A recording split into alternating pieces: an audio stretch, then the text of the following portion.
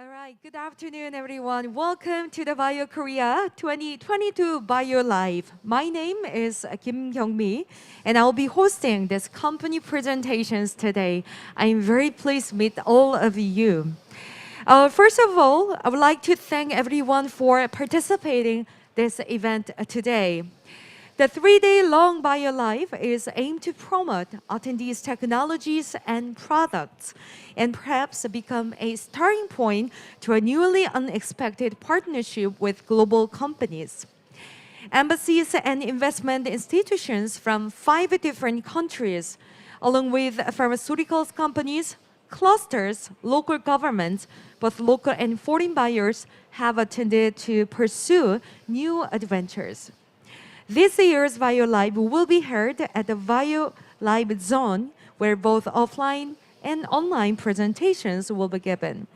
For those who are unfortunately unable to make it live, they also have recorded videos of their presentations that will be shown here. And in general, the session will follow in this order: 20 minutes of presentations, 10 minutes of a Q&A session, in which each company will have about 30 minutes in total. So we hope that Bio Korea 2022 Bio Live will become a good opportunity to strengthen business and networking through active exchanges between participating companies. So without further ado, let's begin the presentation. First, Sujin Kim, Director of Business Development at Hungary Trier CRO, will present first. So please welcome Sujin Kim with a big round of applause. Thank you for joining Hungary Trials Bio Live today. It is a great honor to be a first presenter. I'm Sujin Kim, the Director of Hungary Trial. We are the best Central Eastern European CRO. I'm going to talk about how these clinical trials like in Europe, because this is for Korean clients. Please allow me to speak in Korean. 네, 안녕하세요. Hello, ladies and gentlemen. I'm Kim Soo-jin. I'm director of the Hungaro Trier. So the main contents is what is the difference between Korea and Europe regarding the trials, and what will be the common obstacles regarding trial approvals in the European countries, and EU CTR and Hungaro Trier will be introduced. First, what is the difference between Korea and Europe regarding clinical trials? So the first impression to me is the terminology between two paths, the different. So the main terminologies used in Korea is from the US organizations, but the terminologies used in EU is a lot different. IND, which is the investigational new drug application, can be used as CTA in European countries, and also IRB is used as the EC in European countries. So these terminologies are all different. ILB is an institutional review board, but in European countries, at the ethics committee, EC is used.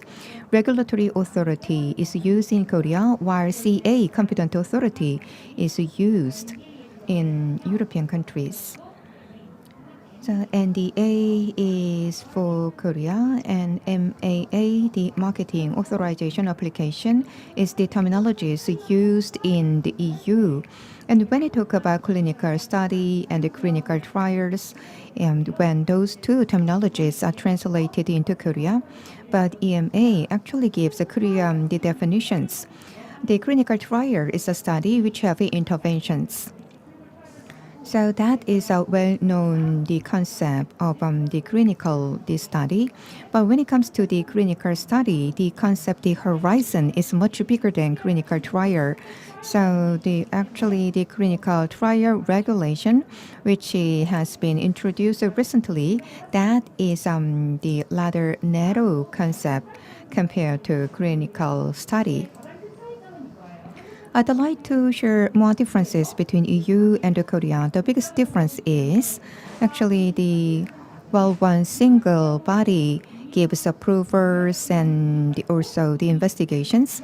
But in European countries, the authorities are different. But they have a greater harmony regarding regulations and approvals. So different competent authorities and they have a collaborations. So when we do the clinical trials, EMA gives approval. But when I see the previous practices, that is a lot different. Actually, EMA guideline has been applied, but approval was given by each different the country. So there are multiple competent authorities in EU. So there are differences and different organizations which provide approval to clinical companies. The audit processing period that is much shorter than that of EU. So it takes about 1 month in Korea, but in European countries it takes about 3 months. So that is the differences regarding processing time. And in European countries, there are 4 different rules regarding approval that will be explained further in the following slide. ILB, that is the ethical committee, and that is a local-based committee. But in European countries, one central body gives ethical studies and the review. And next one is about market authorization process, and there are 4 differences here. So national procedure, so that is the far right. So if the pharmaceutical company want to sell the products one single country, then they will follow national procedures. But in order to sell the products in multiple countries, then mutual recognition procedures and decentralized procedures and the centralized procedures should be used. So when it comes to the decentralized procedures, that is a kind of a combination between mutual recognition procedures and the national procedures. Most of the generic medicines, they follow the decentralized procedures. And the last one is centralized procedures. That is the procedures to apply to EMA. So CHMB review period is required for this. But when it comes to decentralized procedures, ATMP, and which include stem cells and other tissue treatments, and those should be under centralized procedures. So the open products and virus products and all these the products should follow centralized procedures. Next I'd like to talk about the common obstacles. So when the companies follow the trial approval procedures, there are a few difficulties and challenges they face. So this is the data from MRA. So first application form is submitted, then validation process will be taking place, and about 50% are rejected in this process.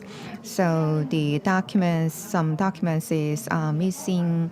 So because of that, about 15% of application are rejected. So once the validation process has been passed, then the documents will be moved to have the additional reviews. So availability of data for review and also the justification of those selections for first in human trials, and those the big challenges indeed. So when we do the first clinical studies, and what will be the proper dose regarding these specific medications, and so toxicities and the other safety and the efficacy related data should be provided. So when it comes to the clinical path, the number 11, that is most concerned part. And also number 7, which is AE and SAE recording, is another challenge. And the number 1, risk mitigation strategies for all IMP is a lacking in many cases. So number 1, number 7, and the number 11, those are the biggest challenges the companies face. So in the process of clinical studies, the previous trials and data and studied, and the additional the information sometimes requested. So the additional the trial data and other missing information should be provided. And also, it is important to reduce the damages on the trial subject. So regarding safety, there is a great consensus indeed. So the amount of information should be provided. And regarding the pharmaceutical, the parts, and there is the high percentages of rejections. So IMPD and other the approval and the label information should be provided. The validations and the batch analysis data, and also justification of specifications and the retest period, and those should be provided in very detailed manner. Based on that, the chance of the approval can be increased. The QP declaration, and that is the unique in EU. So you might be not quite familiar with QP declarations. The QP is designated. So the designated QP actually carried out audits and site inspections. And based on these and the investigations, and the QP can decide whether this particular facility meet the necessary standard and the criteria, and that should be included in this the approval process. So this can be divided into 3 different parts. First one is a QP declaration, whether this specific facility meets a specific standard and the criteria, and also this guarantee that IMP manufacturing site has a certain level of quality, which is equivalent to EU GMP. The second one is QP certifications. This is about IMP, which is manufactured by audited facility.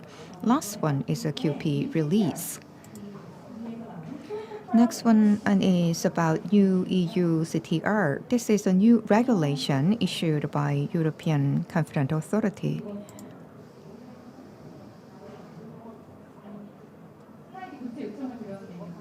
Actually, this is not the up-to-date data. Sorry for that.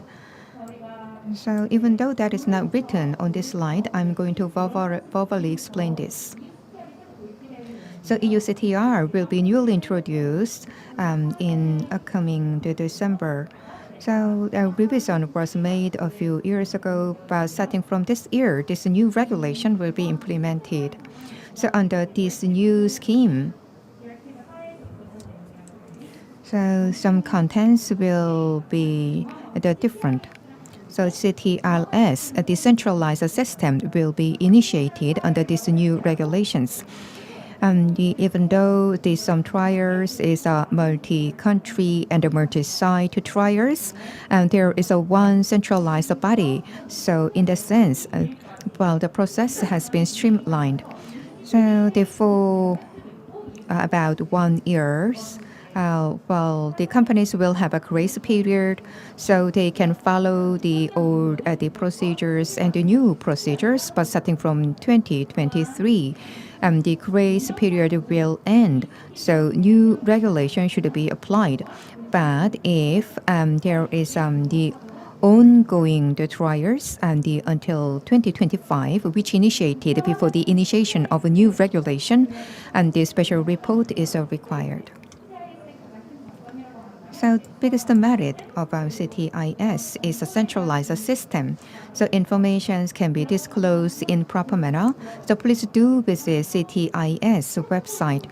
Then the protocols can be reviewed here, and also this clinical trial design related information can be viewed as well. So transparency has been enhanced by the adopting CTIS system. And based on this system, I believe that the quality of clinical trial will be much enhanced.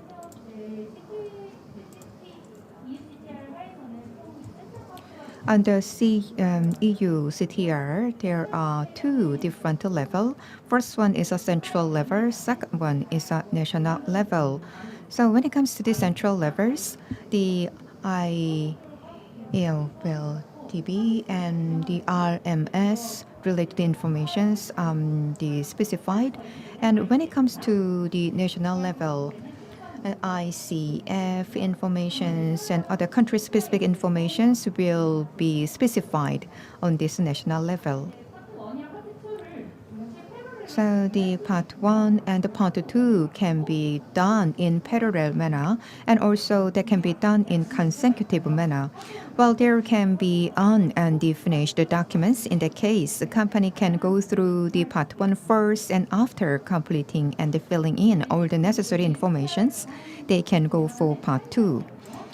So the timeline is very clear regarding this new system. So when the timeline passed, then the procedures were stopped. That's why the companies they strictly follow this timeline. The request for information, the RFI is the requested in main times. So after receiving this RFI, additional and the backup information should be provided, and about 90 days will be given for this, the additional information. As I said, Party 1, the central level, the process, and Part 2, national level process can be done in parallel manner. So next, I'd like to introduce my company. We have more than 20 years of experience. We are CRO based in the Eastern European countries. And we actually enrolled a high number of the trial subject, and also had the ethical practices. So, and also offer all these CRO services on cost-effective manner. Based on that, we provide great satisfaction to our customers. We cover Eastern European countries and further western part of European countries as well. And the Korean and the companies have great difficulties regarding European the review process. So regarding that, we can provide the great support. Regarding EU GMP, the Korean companies do not have the sufficient knowledge about that. That's why we provide relevant services. So Korean companies want to have a fast process. So regarding that, we can provide appropriate service. Well, if you have any questions about my presentation, I'm going to accumulate your questions. Well, thank you for listening. Questions about her presentation, just feel free to raise your hand. That will get you the microphone. Our guest on site, and also you can scan the QR code on the screen, so you can directly submit a question to the speaker. So just feel free. If you have any questions or comments you want to add, please, we'll get you a microphone. Thank you for a very nice presentation. Sorry for it was Korean. Is it okay to you? We have good translation. that's great, yeah. It's good. What are the requirements with regards to auditing facilities? So if you're doing applications in Europe and in Korea. So as I said, like a Korean facility has their own regulation. It's called the KGMP. Then you may know that maybe US has a CGMP regulation, and because the EU have EU study have to meet the EU GMP requirement. It is quite different from KGMP actually, because even though Korea is a member of PISCS, the harmonization, the program. Sorry, I forgot the exact name. So, but still, yeah, EU like EMA requires the EU GMP certificate. So yeah, that could be the biggest problem, and but still we say that because CGMP is quite equal to EU GMP, and because the KGMP also has a very high qualification. Recently is quite rare to be refused for the KGMP, because most of the KGMP facility can pass the QP declaration process. Thank you. Thank you very much for your participation. Any other questions here on site? Okay, then we'll end our presentation. Thank you very much. Once again, give a big round of applause. Thank you. All right, and the following is a biopharmaceutical company based in Canada, Planform Corporation. Today's presenter will be from Dr. Don Stewart, the CEO of Planform. So now he's getting ready. Please welcome him. 네, 박수로 맞이해 주십시오. Well, thank you very much for the opportunity to present at this conference, and it's very nice to actually present at a conference that's in person. It's been a while. We've had lots of restrictions in Korea and in Canada, and but it's changed now, which is excellent. What I'd like to do is talk a little bit about our Canadian company, Planform Corporation, and the technology that we have to produce antibodies and proteins at very low cost in a plant-based system. We're based in Toronto, which is a commercial center of Canada, and the technology we've developed came from a university called the University of Guelph, which is an agriculture and veterinary college. The system, in essence, makes it faster, cheaper, less expensive, and easier to produce drugs than traditional fermentation methods. So our company has a parent organization, Planform, which is a Canadian private company. We also have a company called Antoxa, which is focused on the development of countermeasures to bioterrorism. We're partnered in Brazil with a Brazilian company, and we're actually conducting a project with the Ministry of Health in Brazil, where I was last week. We have a team that's experienced in biotechnology and pharmaceuticals. We have a very good lead scientist, Doug Kosser, who's worked for many years with Cangene Corporation, a member of the Apotex Group in Canada, and Croder, a big contract manufacturer in Europe. And then if we look at our board, our CFO is our chairman of our board, Ron Hoskin, and he was involved in a company called Synapsis that developed a pharmaceutical that was in completed phase 2, and they sold the company for $830 million USD, which is a very good return for the investors. We also on the board at SEA, we have Major General David Fraser, and he supports us in the area of biodefense. General Fraser was the leader of the NATO troops in Afghanistan at one stage, and is a valuable resource to understand the needs of the military for development of drugs. So in our company, we do have programs on biodefense, and we also have programs on biosimilars, which are well known here in Korea. Many leading companies developing biosimilars and bringing them into the market. What we're trying to do is develop low-cost versions, lower than the standard production methods, to achieve a benefit to the patients and to healthcare systems. So in the area of biosimilars, we have a biosimilar Lucentis, which is under development. And we also have a very exciting project developing a biosimilar pembrolizumab, a Keytruda, which is a partnership with the Ministry of Health in Brazil, and will lead us into the market in 2028 when it comes off patent. We are looking for partners for these projects, so there's opportunities for us to take advantage of the knowledge of other companies. On the biodefense side, we have a very interesting project developing an antidote to the poison ricin, which is can be produced from common house plants. It has been distributed in the US, particularly in some parts of Europe through the mail. It was sent to the White House, to Obama, to some congressmen, some Texas law enforcement people. It's the world's second most poisonous compound, and our antibody treatment to it is a unique best-in-class drug. We also are developing a nerve gas antidote. This project was sponsored by DARPA, the U.S. military research in the Army, and we conducted an extensive contract identifying candidates, which is now being further advanced by Canada through Defense Canada. And in collaboration with the University of Alabama in the US, we're developing an antidote to chlorine gas exposure. These are protein and antibody drugs.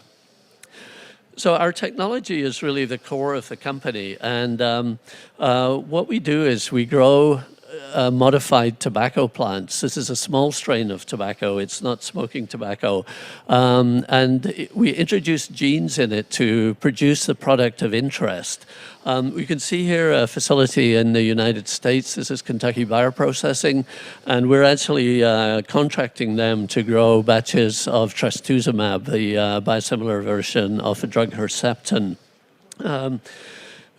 The system is based on a natural soil-based organism called agrobacterium. And these agrobacterium infect plants. So what we can do is we grow the tobacco plants, and then we can infect them with the agrobacterium, which is designed to take up the genes of interest that you introduce to both produce the product, control the expression rate, and control the glycosylation. So this is a brief outline of our process. We grow the plants from seeds in a fully contained environment. It takes about 4 weeks.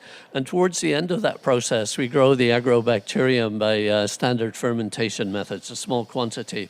This is used to infiltrate the plants. The plants are inverted, and under a vacuum, the water is drawn out of the plants, and when the vacuum is released, it backfills the solution of the agrobacterium.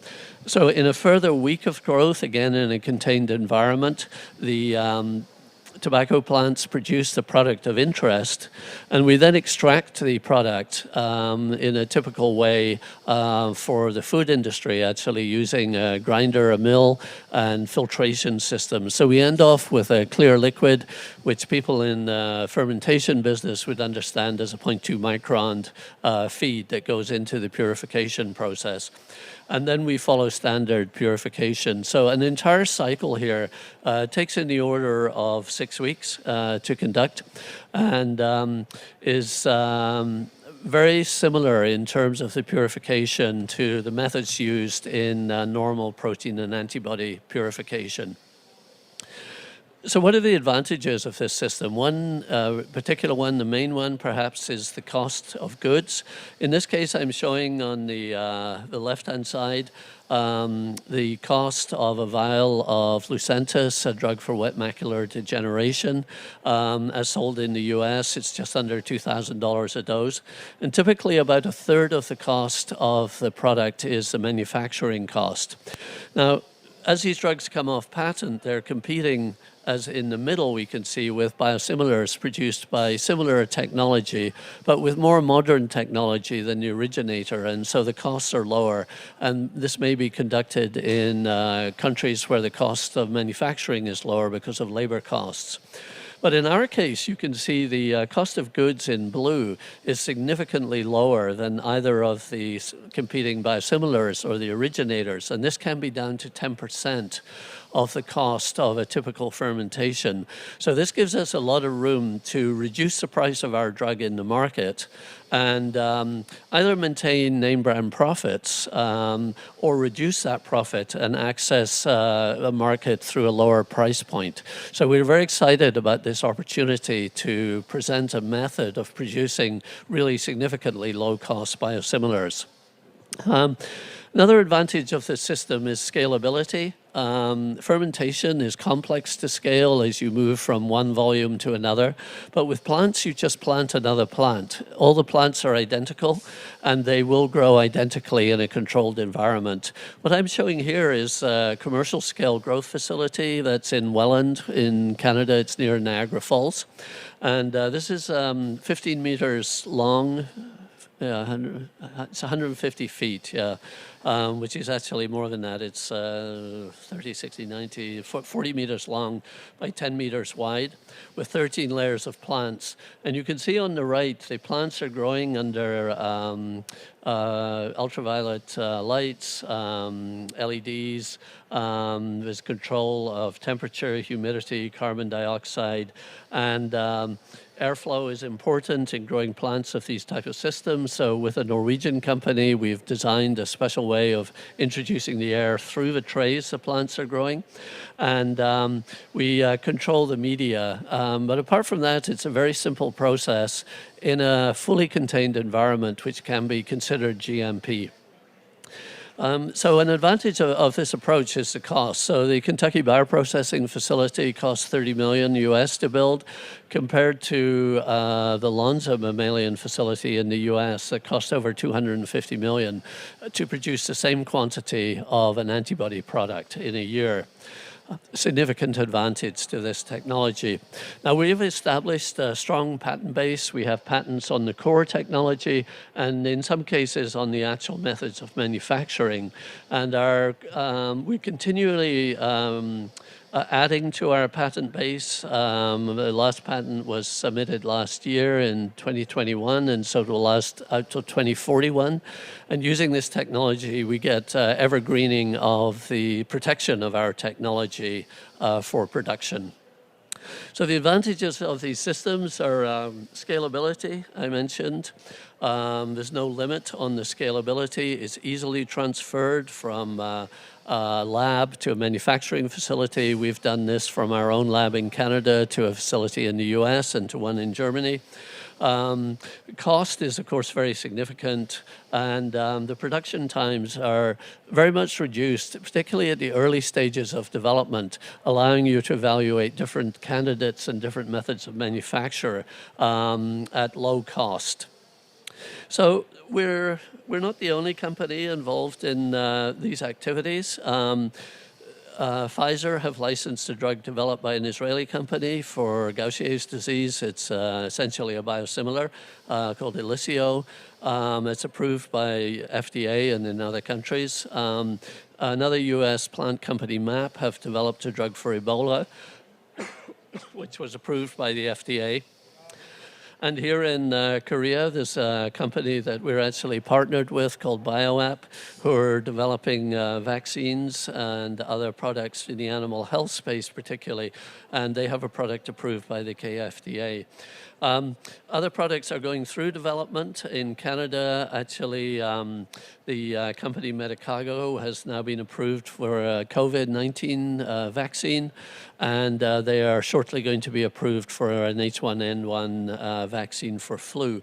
So there's a lot of interest in these technologies. Everyone seems now to be focused on the use of tobacco. Previously, other types of systems were evaluated, including rice and alfalfa. But the preferred organism nowadays is the strain of tobacco that we use. We provide contract services, and we have a range of clients. We've done work for the Bill and Melinda Gates Foundation on HIV/AIDS. We've conducted projects for the governments of US, Canada, and Australia, and the UK. We've worked on Ebola candidates both with the university in the US and with the US military at USAMARAD. We are producing a protein as a bulk commodity, not a drug or a vaccine, but as a bulk commodity for a large Japanese company in Tokyo. And we're working on other projects with small biotech companies, including one in France, which is for a medical device. So our technology allows the production of products for a range of applications. So part of the unique part of our development of this technology is the glycosylation. Plants are eukaryotic organisms, but they do not have the same glycosylation patterns as mammalian cells. So what we've done is we've invested a significant amount of money in modifying the surface glycosylation to remove the plant-specific sugars, which you can see comparing the central mammalian one to the plant one, where we've removed the yellow one and the red one from the plant ones, basically. And plants are missing certain other sugars, and what we've done, if you compare our plant form system to the mammalian system again, is we've actually added these back in, and so we have a fully mammalian glycosylation pattern giving the correct activities for drugs, including biosimilars. It also allows us to modify the activity. If we're developing an innovative drug or a biobetter, we can look at ways of changing the glycosylation pattern to improve the quality of the drug, the activities. So in summary, we have a unique system. We have brought drugs through to late preclinical stage. And they range from pharmaceuticals that you would recognize to innovative, as well as in the biosimilar space. And then a variety of other products have been made through collaborations with universities and companies to provide materials for evaluation and development as drugs. So we're very excited about this technology. And again, thank you for the opportunity to present our company.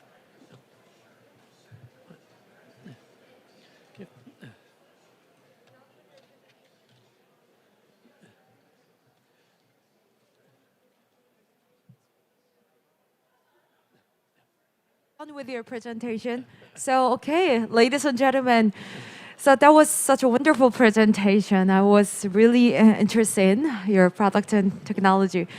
Any questions from the site, please? I'll get you microphone.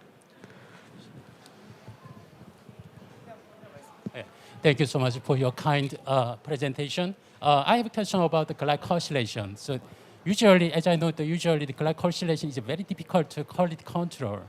So in your product, how do you usually do quality control for your product? Yes, I mean, that's a good question. So we're examining the glycosylation pattern by mass spec mainly. So we actually have a variety of ways of controlling glycosylation. We produce both transgenic and transient plants. So we have made a host line that is transgenic that has the knockouts that we need. And we're actually creating a new line that also has galactose added, so it's an add-in. So that gives us stable production. Otherwise, we can introduce the genes through the transient expression with the agrobacterium. But your point is the important one as to how you control that and what that looks like. So we've actually produced 9 batches of one of the monoclonal antibodies we produce, and there's a very tight overlap from batch to batch of the glycosylation pattern, mainly determined by mass spec. Yeah. Okay. Thank you. Thank you. Thank you very much for your participation. Any other questions here on site? Or you can also scan the QR code to access BioLive on the homepage. So you can directly contact or submit a question. Okay, here we go. Question? Thank you for your present. In the case of animal cells, factors such as glucose, are fed to increase productivity. May I know what method is used in the process of plant cells? I wonder if there is anything other than temperature or humidity, like that. Yeah, so in the control of growth, temperature and humidity are important. We've also looked at light spectrum, and the length of light as well. Plants actually don't like being grown in the light for 24 hours. You have to have a dark period. So, we have investigated the preferred time for illumination with the light, but also the spectrum, because the LEDs we use have 5 different colors, and they actually produce white light, but we can control the different components. So what we found is that there's preferred conditions for growing the plants before we introduce the agrobacterium. So we're trying to create biomass. But then a different preferred condition in terms of spectrum and intensity after we've introduced the agrobacterium and are trying to produce the product. Other important factors actually are density of the plants. Surprising how close you can grow the plants. They're grown hydroponically, and they seem to get better growth characteristics, more consistent if they're grown very close together.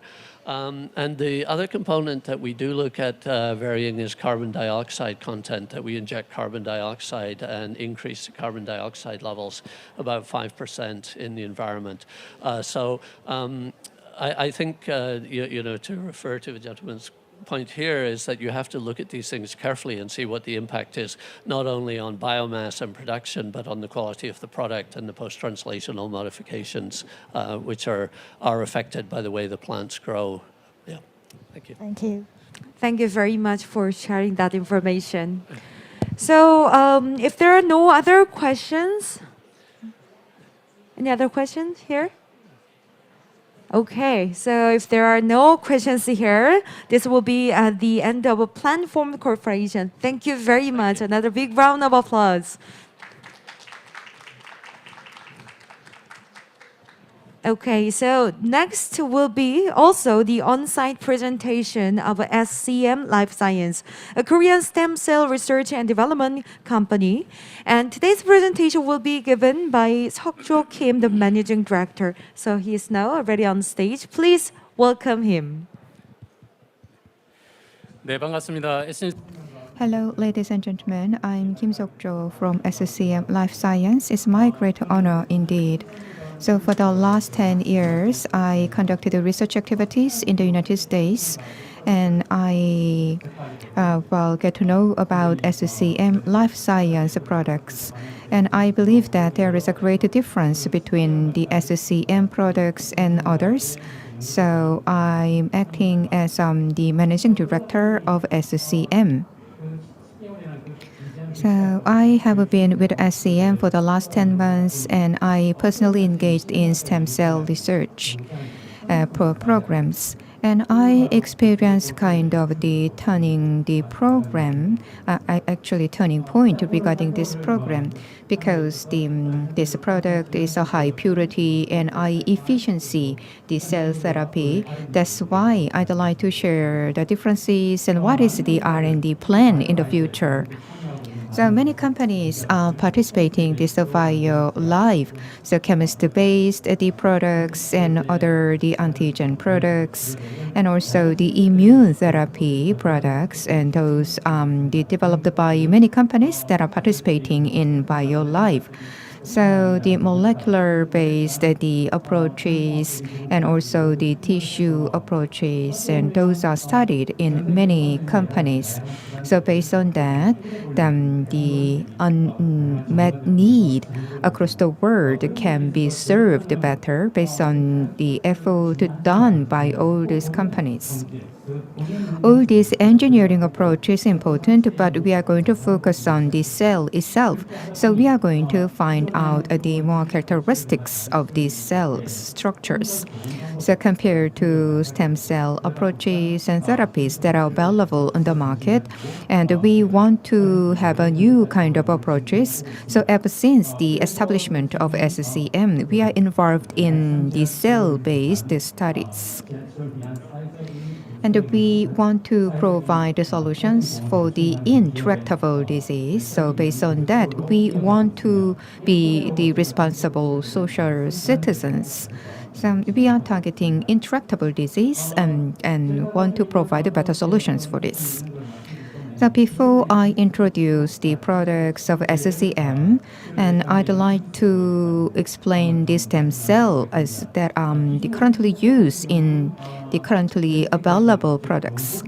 So the density the based the centrifugal approaches is used in order to secure the stem cells. That is a traditional approaches. So in this way, the stem cells can be secured, and also these approaches can be used in order to separate the cells from the organs as well. So structa is secured. So the fibroblast and they can witness in the process. And by using the needles and other devices, and cells can be selected and fraction analysis can be done. So the biopsy and other the process can be implemented in this process. The purity is about 1% for that, but there can be possibility to have the other kind of cells other than stem cells. But because of this small amount of other kind of cells, the efficacy can be reduced, and also the efficacy can be harmed because of that. So there are the previous and the studies and papers which talk about that, and also the other renowned the medical journals talk about the problems of GCM approaches. So we had the contemplation about that, how we can enhance the purity of the cells and how we can develop the high purity stem cell based products. That was main concern of SCM. So that's why we come up with new approaches, the SCM. So that's why the name of our company is SCM. This approach is simple. There is no chemical treatments, and there is no the cell the changes and modifications in the sense, and our approaches is a lot of simple, but that can be turning point. So from the bone marrow, the plating can be done. So the cell can be grown in this way. So after 2 hours, mesenchymal stem cells can be remained on the top level, and other parts can move to the bottom of the cells. So those can be selected, and also after that the B1 plating can be done. Some mesenchymal stem cells on the top can create a new kind of colony. So this colony can be grown. So after 2 hours, so this top level can be collected again, and the flecting can be done once again. So from B1 to B5, this process can be continued and over again. So selection and expansions and library, selection can be done. So compared to GCM, which is the conventional way, and there can be great benefits indeed. So when it comes to GCM, the function of a stem cell can be reduced as time goes. So quality of a stem cell can be reduced as time passed. But unlike GCM, and even though these cells move to passage 8 to passage 12, the quality of stem cells remains in the SCM. That is a great benefit of SCM. Heterogeneous these stem cells take a big portion in GCM, but when you use SCM, homogeneous cloned stem cell can be secured. So that is a big differences between GCM and SCM. That's why the SCM approaches can be well defined as a high purity and high efficacy cell therapy. So libraries can be secured in this way. So well, customized the approaches can be done depending on different types of disease. So the efficacy can be checked in this way. As you see here, so GHG, the disease models can be studied and marker models can be secured in this way. And the marker selection can be done. And this will be followed by the efficacy checks once again. Mesenchymal stem cell can be studied and that they can be investigated in order to check the level of efficacy. GVH and other three, the pipelines and well indication can be treated by using this. So we are on the clinical trial stages. So SCM, the methodology itself is developed and also the application for the indication can be done. So well, regarding these technologies, we have about the 85% of a patent, and also the paper have been published as well regarding these the well technologies. Well, our the technologies, the patent can be secured until 2037. So, well, we can have a great benefits based on these newly developed technologies. And certificate has been secured as well based on the SCM technologies. So when we see the Korean and the market, and our technology is widely recognized. Depending on the indication and the result from the clinical study, we can have the solid foundation further down the road. So this is the this is the 2A study about the dermatitis, the disease, and also we have a few phase studies as well. This is the primary and the secondary and the endpoint informations. Well, about 70 the subjects have been enrolled, and also the consent of information have been secured as well. And now we are waiting for one more the subject. And at the end of last year, we had 36 subject for G7. And for other the clinical study, about 82% of subject has been enrolled for this study. And stem cell, the therapy can be provided in two different ways.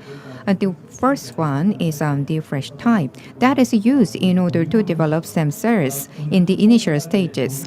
But when you see the trend and the frozen type stem cell are widely adopted because that gives a great convenience regarding transportations. Currently, we provide fresh types and frozen types, but as time goes, I believe frozen types will be increased. And GV13, this study use the fresh the type, but for the atopic dermatitis, the frozen type is used. So how we conducted the R&D and what is the result of the clinical trials that will be shared. So when it comes to the G17, and it is important to see the immune response from the HESC. So HESC is transplanted, and there can be immune rejection and the response from the body. So that should be studied. And that can lead to high the percentage of fatalities. So we need to check the immune response, and this is the main study of SCM. T cell activation can be suppressed because that can cause the excessive immune response. So as you can see here, the results have been published. When we have a traditional the approaches regarding HSC transplantations, the immune systems can cause greater problems. So how to suppress this immune response has been studied.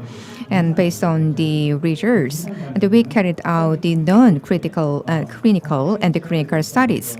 Regarding non-clinical studies, as I mentioned, and we need to have a marker selections. The GVHD case, and we have the first marker selections, and ideal expression level is different depending on cells. So we are going to select the cell which has a high level of expressions, and after that, the T cell suppression level is checked, and only the cells which has a good suppression and the result can be selected. And lymphocyte cells are combined, and also the testing can be done. And based on the test result, the final selection can be made. So the cells with a high the possibilities can be selected. And after these selections, we did the test to actual the body. So after selecting the subject for these trials, we collected the clinical data results. And before injection of these stem cells, GVHD level was quite serious. But after injecting these study materials, after 1 month, the result has been much improved. So the GVHD was the severe case in the past, but after injection, that turned to the minor case. So now we go into the phase 2 clinical studies. So we do not have a high number of subjects. That's why it takes us some time regarding clinical trials. But we believe that based on these study materials, so we can have great benefits to the patient and the subjects. So, well, and we have another phase 2 cases. The pancreatic study is done. So regarding this case, there has been the cytokine response because of the inflammations at the particular site. So the pancreatitis could not have proper functions in this case. So initially, the subject who have a high level of inflammations, and that they could have great the fatalities. The cause can be the alcohols and also the stress. So we studied to find out the main cause of inflammations. 2 papers have been published. So master stem cell, the expression ratio has been studied, and these cells actually have a binding with the T cell, and IL-10 is released in the case. Based on this, the particular cell which govern the immune response can be suspensed. So, stem cell for the acute pancreatitis has been developed by SCM. But regarding the acute pancreatitis, and there is no clear pathway to suppress the problems. So I believe that SCM can provide the first service the case. So we have a great pride indeed. So the first selection can be done regarding based on the marker selections, and AP test can be conducted. The regular T cells induction can be checked. So level can differ case by case. So level can be checked, and after that, animal test can be done. This is followed by in vivo test. So stem cell products can be developed. So we already carried out phase 1 and phase 2 clinical studies, and subject samples have been collected already. So analysis will be carried out in the future. We believe that it takes about 3 and 4 months. Based on this study, in 3 and 4 months' time, you are going to have the high quality data.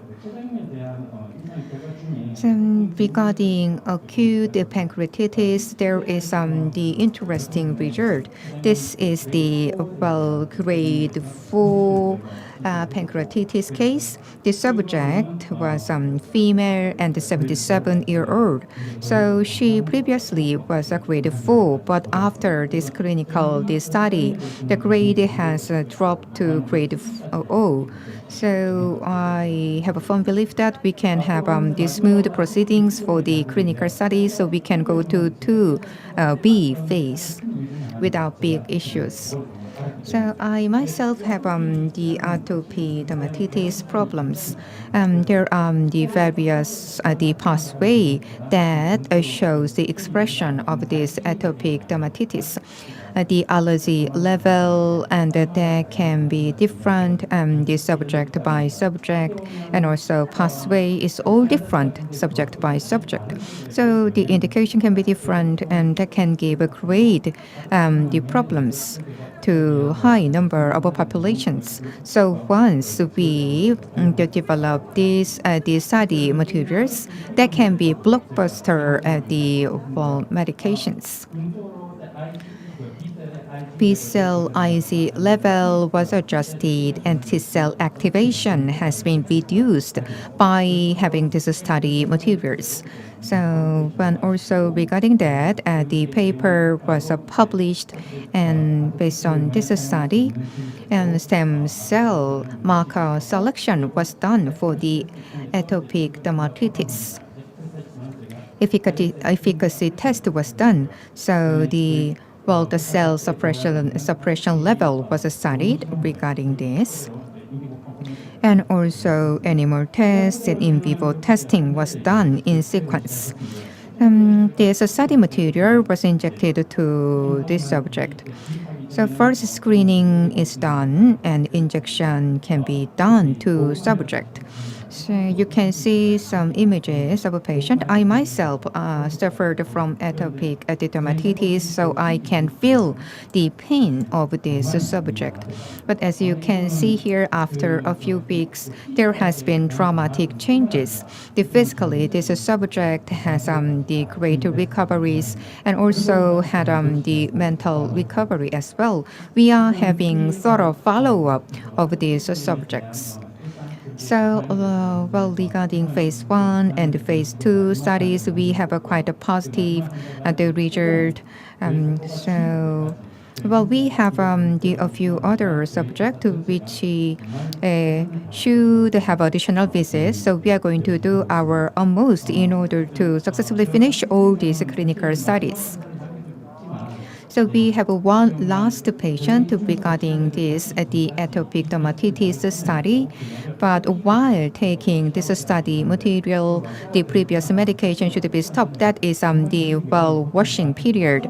During the washing period, the subject have a great pain indeed, but they can be benefited based on this stem cell eventually. So we feel great appreciation to subject, and we are going to do our utmost in order to provide a continuous benefit to all these patients. Now I'd like to share the current and future R&D plans of SCM. The open innovation is done together with the Utah University. So let me explain this one.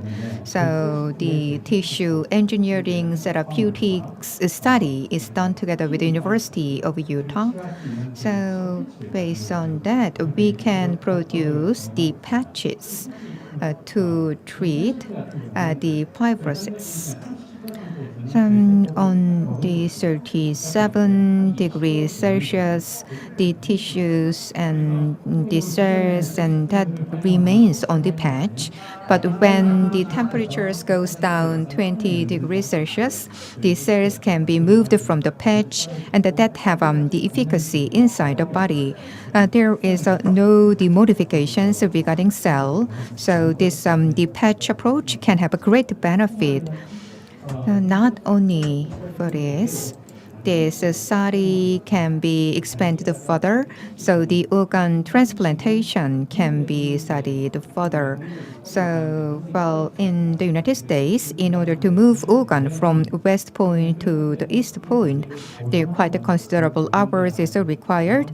So additional the medication is required in order to keep this the organ intact, and our technology can give great benefits. So tissue engineering therapeutics will give a great benefit regarding organ transplantations. This is a stem cell R&D strategies, and previously we had the first generation stem cell study, but in the future we are going to move to second generation stem cell, which has a high level of efficacy. So the priming technology and approach will be adopted here. So the first generation stem cell can be studied and trained. So when these stem cells are injected to human body, that will have a great efficacy indeed. And so the rejection rate can be reduced, and also the efficacy can be increased as well. So cells can be kind of the warriors inside the body, and that they can have a great victories in the fight against the disease. So that is the new approaches for the second generation stem cell. So the necessary testings, initial primary testing have done already. So rheumatitis, the inflammations was the target, the disease. So we have the statistically meaningful data. So we are going to continue our study. So once we secure additional data, we are going to share that to the others. So SCM is the main approaches in order to secure stem cells, but the cells only collected from the bone marrows. The areas to collect these stem cell is limited because currently we only rely on stem cell. And we study other sources to collect the stem cell, but still the bone marrow is the reliable source. And if we find the other areas to collect the stem cell, the cost can be reduced, and also we can expand and our studies. To be system is the candidate system. So about 400 the subject can be treated when we have this approach. So when we have the 3D mass the cultivations, then about 2,000 and 3,000 the subject can have a great benefits. So from one single cell bank, and the high number of the treatments and the medication can be produced. So from 2D to 3D, and we are going to make the advancement. So this study is undergoing currently. This will be highly utilized, and currently we have the viable data, but further R&D is required. Once we secure the viable data, that will be also shared. The mass cultivation is done in all the pipelines, and also the current the study medications. We are in the phase 1 and the phase 2. But when we move to the further phase, we are going to face further limitations. So the GMP the facilities is currently under design. So the design is made currently. So the GMP facilities and other the supporting the equipment can be secured. Then the stem cell-based medications can be produced by SCM. So by the year 2024, in this new GMP facility, so we can personally and produce the stem cell medications. Then 3D cultivation, the approaches can be realized. Then SCM will be true stem cell company by the time. So we are not only limited to Korean market. So in the Korean market, SCM will be number one stem cell stem cell based medication the provider. But across the world in the global market, we also provide our the solutions. And if we can be the global solutions regarding stem cell medications, and we can provide great contributions indeed. And the GMP facilities will be well established to this end, and other the engineering therapeutic approaches will be advanced further. Then we can be the global standard and the global solutions.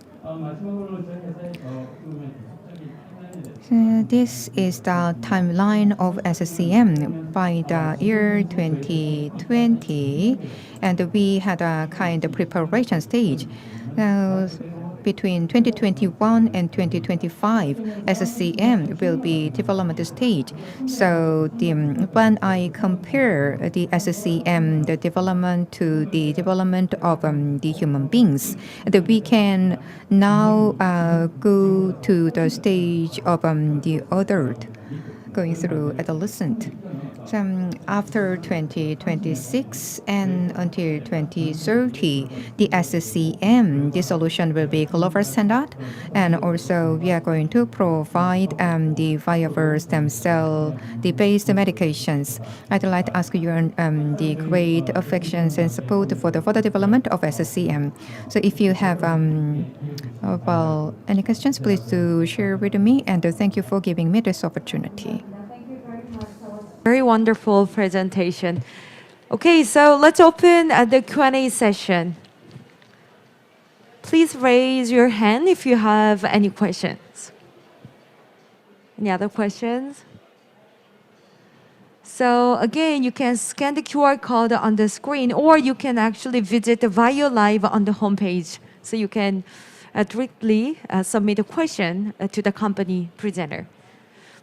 Okay, so on-site participants, if you have no question, then we'll end the SCM science, life science presentation. Yeah. Thank you very much. That was SCM Life Science. Okay, thank you very much. So, ladies and gentlemen, since our program is going faster than we expected, we're going to take a break for about 20 minutes. And the next presentation will be starting at 1:30. So, I'll see you soon. Thank you very much.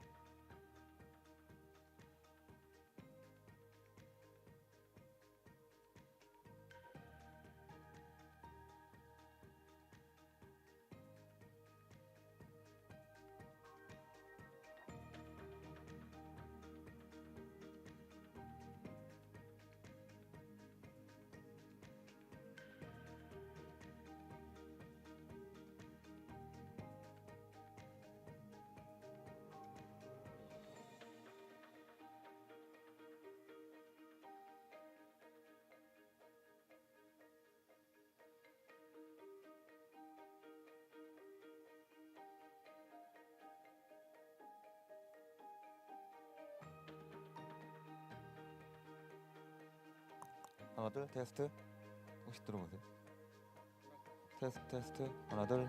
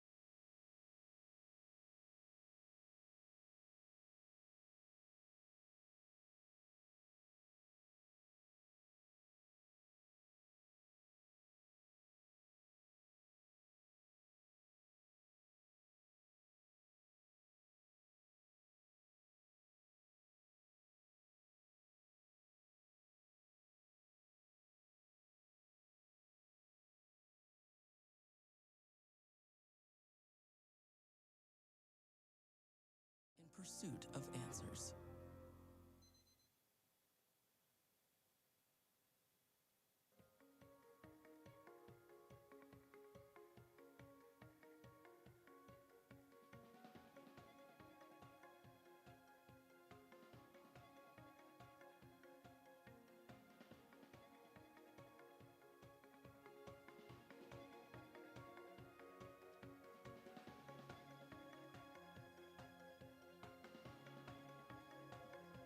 Every single day, for the good of millions all over the world, we rise and get to work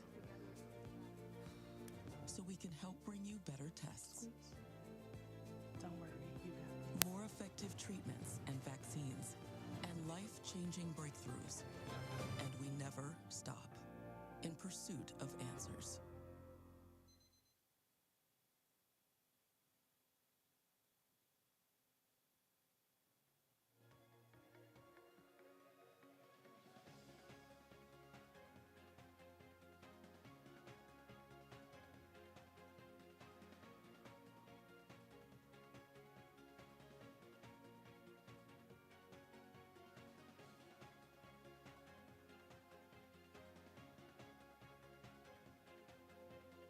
Every single day, for the good of millions all over the world, we rise and get to work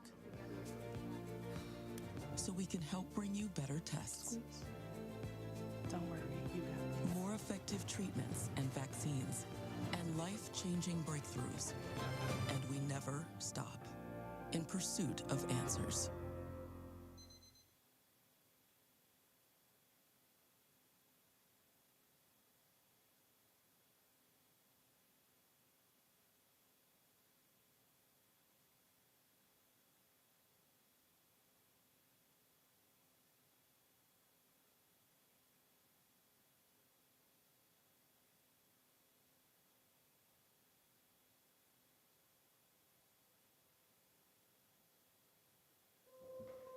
Every single day, for the good of millions all over the world, we rise and get to work so we can help bring you better tests, Don't worry, you got it. more effective treatments and vaccines, and life-changing breakthroughs. And we never stop in pursuit of answers.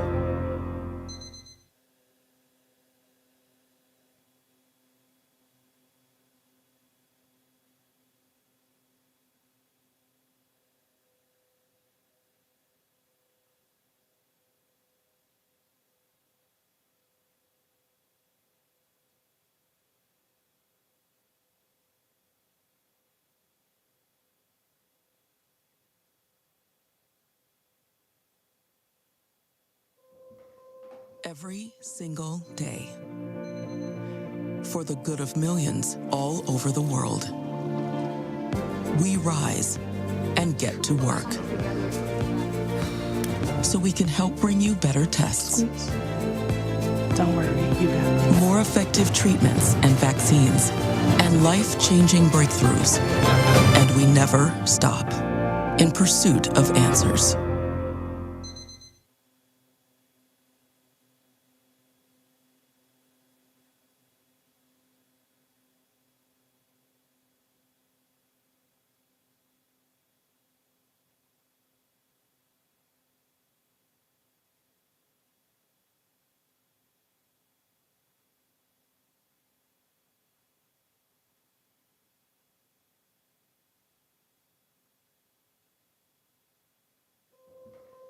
Every single day, for the good of millions all over the world, we rise and get to work so we can help bring you better tests, Don't worry, you got it. more effective treatments and vaccines, and life-changing breakthroughs. And we never stop in pursuit of answers.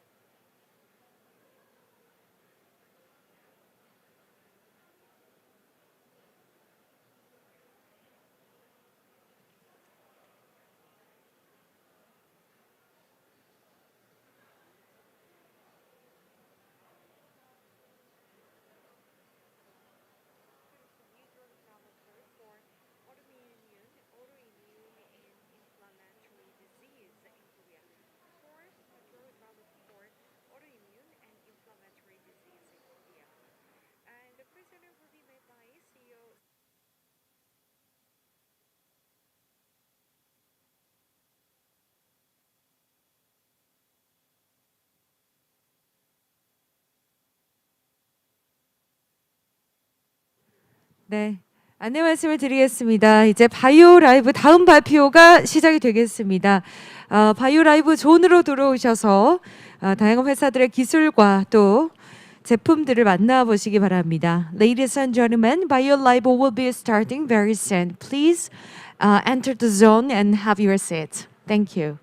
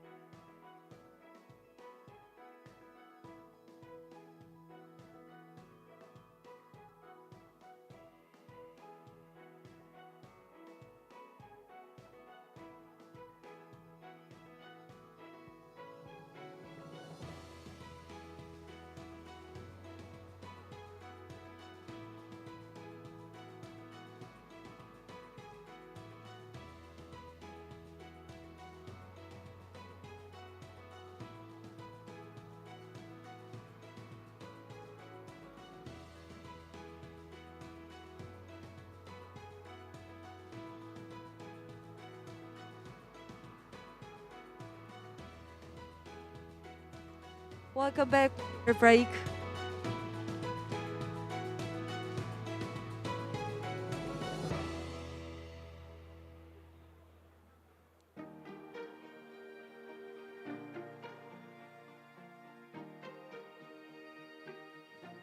Welcome back from your break, ladies and gentlemen. So we'll begin the next presentation. Next is SNK Therapeutics, a new drug developer for autoimmune and inflammatory disease in Korea. And the presentation will be made by CEO Sang-don Choi, and he is here with us online. So CEO Sang-don Choi, hello. Hello. Yes, thank Good you. afternoon. Good afternoon. This is Hasib from SNK Therapeutics, and I'm the senior researcher and from SNK Therapeutics, and presenting on behalf of Professor Sanganji. It's my pleasure to be here and to share our research and technology in front of you. So we are working on the autoimmune and inflammatory diseases based on the immune signaling controls.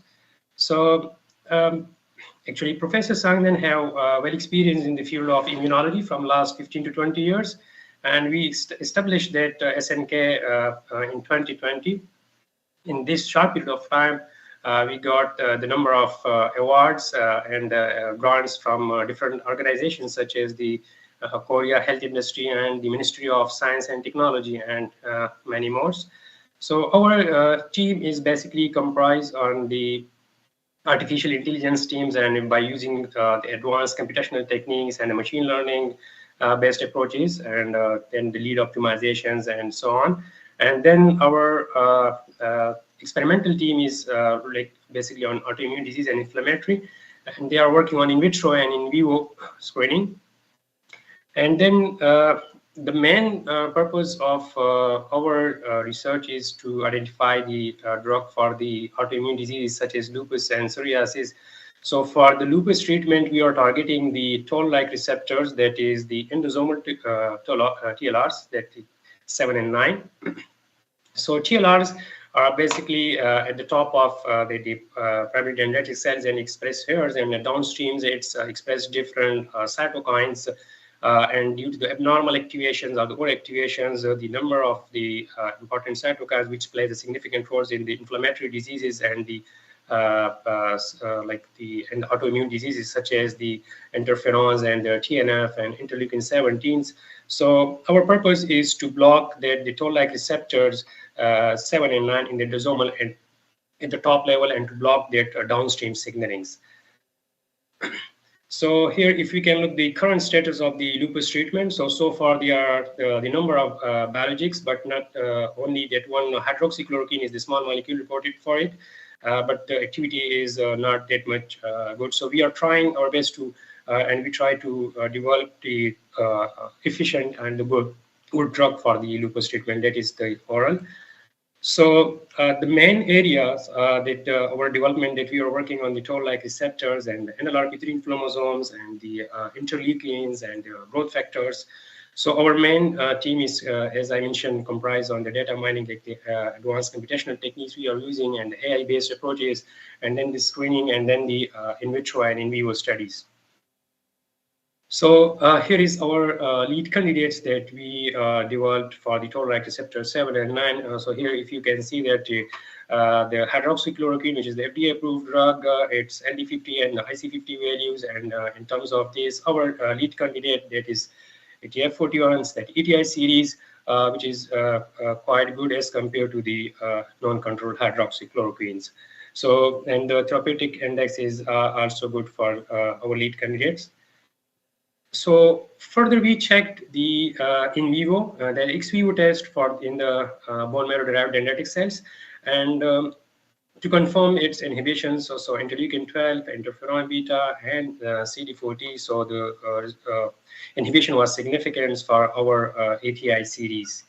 So after the confirming that the BMDC test, we further proceeded in the animal model in the lupus mice. In lupus mice experiment, if here you can see with the competitive drug hydroxychloroquine, we use the 16 milligram per kg, and in terms of this, we use for our candidate, which is the half of hydroxychloroquine, that is 30 milligram per kg, and the result of our lead candidate is satisfactory, and it reduced the SLE symptoms. So from this, in the next, like this one, we use the half amount, the half concentration. Like previously, we used the 30 milligram per kg, and here we use the 15 milligram per kg, similar for the HCG and our lead candidates. So here, the ETI 60 and 41s, which shows the satisfactory result, and it reduced the SLE symptoms. To further confirm, we checked in another lupus mice model, that is the NZV, and in terms of these, the ETI 41s and 66 and 60s, it shows good results, and it's reduced the inflammations and the swellings and the different other related SLE symptoms. Then we proceeded for the pharmacokinetics and dynamic studies for our lead candidates to identify the promising candidate and to further proceed it for the further toxicity and other relevant experiments. So out of this ATI 41 and 60, and these results shows like satisfactory, and we further tested the inhibitions through the human kinases, and around 468 kinases that were tested, and there was no significant inhibition on other like metabolism and other signalings. So then we moved toward the binding kinetics of our lead candidates to other two identified mode of action to further confirm that where it's binding. So here in the ATI series, our candidate, the ATI41s, here it shows that it binding with the toll-like receptor 9 and the toll-like receptor 7 at the dose-dependent manners on the extracellulars. So we also confirm this through molecular dynamics and our computational approaches. And here it shows like upon when there is no ligand bind, so the structure is the dimer is very close, and upon binding with that, the ETI series, the 41 and the 60, that the distance amongst more and the dimerization is disturbed. So it shows like one of the confirmation of that SPR date is disturbed the dimeric form, and the it becomes the inactive, like the toll-like receptor 7 and 9. So here we confirm our lead candidate, the ETI series, with the antibody, that is the Benelista. In the previously we confirmed it with the validated with the HCQ, hydroxychloroquine small molecule, and now here the results of the ETI41s and the Benelista is very close, and it's like satisfactory that it reduced different biomarkers of the SLE. So further, we also confirm that another autoimmune disease, that is the psoriasis, and in psoriasis we use the IMQ IMQ mode model, and in this model here you can see that the ATI41s and the ATI60 it's reduced the thickness, and it also significantly inhibit the interleukin 17, which is one of the major role playing cytokine in the psoriasis and the other keratinocytes. We further confirm another psoriasis mice model, that is the interleukin 23 model, which is also one of the main significant player in the psoriasis. So in that model, our three candidates, that UTF41, 60, and 66, it's significantly reduced the thickness, and then as compared to the like the antibody interleukin 17 that we used as a positive control, and it's like the it shows promising results. That is the current status which is ongoing for the psoriasis treatment. So far, if you can see in that entire list, that the number of antibodies are reported here, and our purpose is to provide like the more effective and oral drugs for these autoimmune diseases. So far, only through two small molecules are here. One is the anti-PD4, and one other is anti-JAK. So the anti-JAK, that is like in last year, it was reported by the US that it is some warning the issues about this drug. So there is good opportunities and unmet need to develop the small molecule drug for the psoriasis. So we also did the RNA-seq data to further check like the inflammatory responses and the immune responses. So here you can see that the NLRP3 and TNF and interleukin 1 beta, they are highly expressed upon like the imiquimod, and upon the treatment of like the ETI41 and ETI series candidates, it was down-regulated. Further, we checked the non-GLP toxicity data for our two candidates, that is the ETI60 and 41. So the results was good, and we did the long-term toxicity test, that is on like the 75, 150, and 300 milligram per kg respectively, and similarly like 15 and 75 for the ETI66. So this is the summary of that overall study that we currently we perform like the generation of the CRO, like for the preclinical data. We got some of the data and some of like that we are further looking for it, and then we are moving toward the clinical toxicity like the GLP by this year. And we also perform the SPR, like to check the confirm the on the different conformation, like by different, like in the endosome at different pH levels. So here are the pipelines, like in SNK101 series that which I showed, that is for the lupus and psoriasis, and our target is toll-like receptor 3, 7, and 9. And another series that is for like the Alzheimer's disease, and our target is NLRP3 inflammasomes. And there are many others like for the arthritis and the Crohn's disease and NASH. So here is our initial data of the Alzheimer's disease, and here we targeted NLRP3 inflammasomes, and we tested in the Alzheimer's disease model. So here, if you can see that the red one, that is for the SNK, our candidate drug, and the pink, that one is the donofasel as a positive control. So the result is like quite similar with the positive control, and we are pretty much sure that hopeful for that candidate proceeded further. And we are also doing lead optimizations and to find out the good and the efficient candidates for the NLRP3 inflammasome.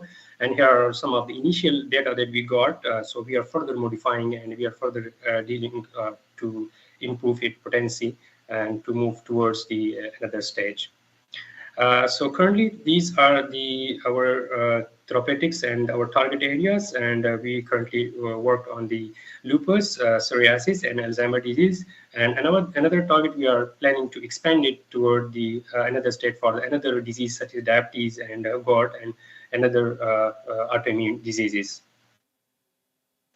So that is the strategies for financing and investment. So like currently, like we are planning and we are participating in different organizations and different events, such as today, like the BioKorea and BioUSA, to share our technology and research area. And we are welcome for the collaboration and partners to transfer our technology. And so this kind of events are very helpful for us to share our experience.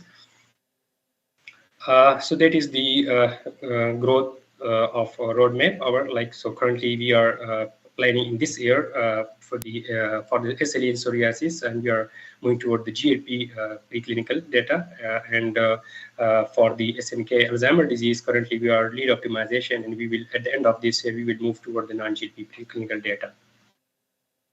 So thank you very much, and if you have any questions, you can ask me.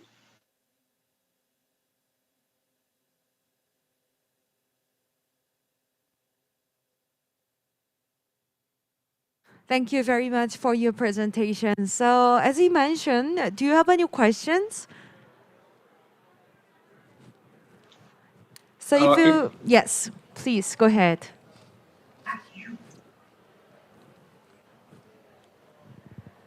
So do you have any questions or comments about his presentation? Just feel free to raise your hand. That will give you a chance to talk with him. Any other questions? Okay, then this is end of your presentation. SNK Therapeutics, thank you very much. Thank you. Thank you. Hope to see you soon in Korea. Thank you very much. Okay, moving on to the next. Next will be the Israel Embassy of South Korea. And the presentation will be in a total of 4 parts. And first will be the Israel Embassy, IETO, Korea, which is the Israel Economic and Trade Office. And next, Koreal RDF, Korea and Israel Industrial Research and Development Foundation, along with the Metri Self, a biotechnology company that develops self-metrics and self-transplant platforms. And finally, MAPI Pharma, which was founded by CEO and bioscience industry expert Ehud Marom. Okay, then, let us first welcome the Israel Embassy of South Korea with their opening speech. So I would like to welcome him, Mr. Yaniv Goldberg. Okay, please come forward to the stage. Yaniv Goldberg is on his way. Okay, so we need some time. So he is on his way. So we're waiting for.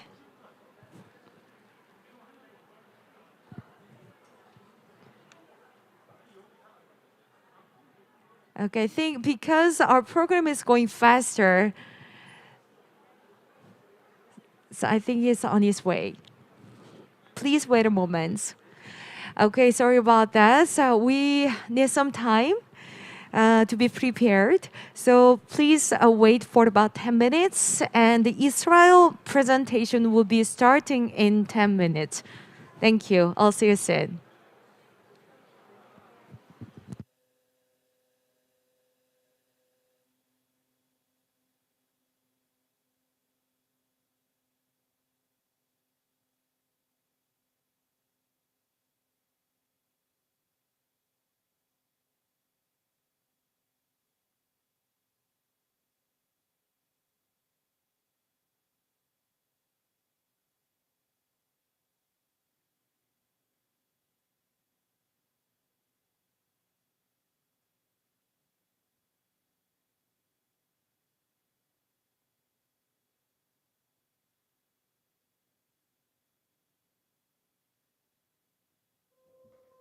Every single day, for the good of millions all over the world, we rise and get to work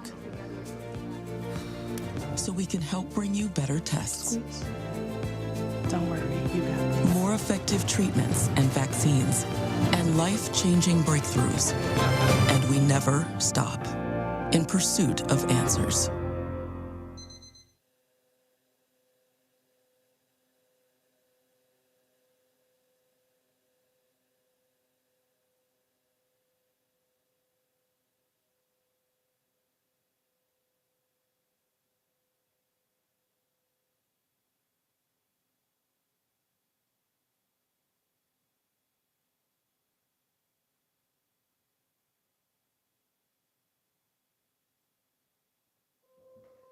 Every single day, for the good of millions all over the world, we rise and get to work so we can help bring you better tests, Don't worry, you got this. more effective treatments and vaccines, and life-changing breakthroughs. And we never stop in pursuit of answers.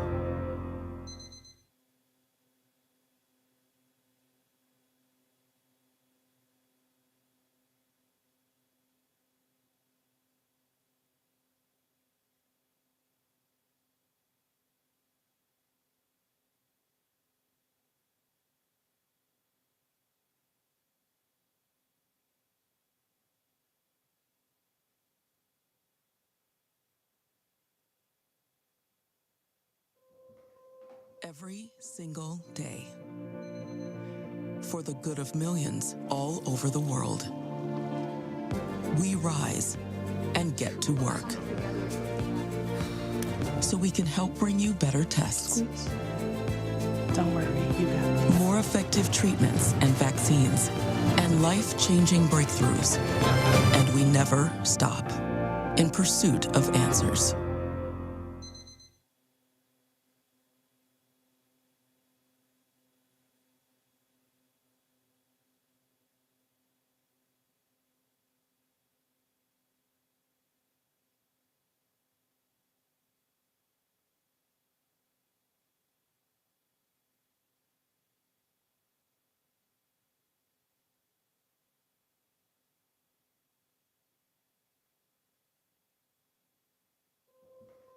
Every single day, for the good of millions all over the world, we rise and get to work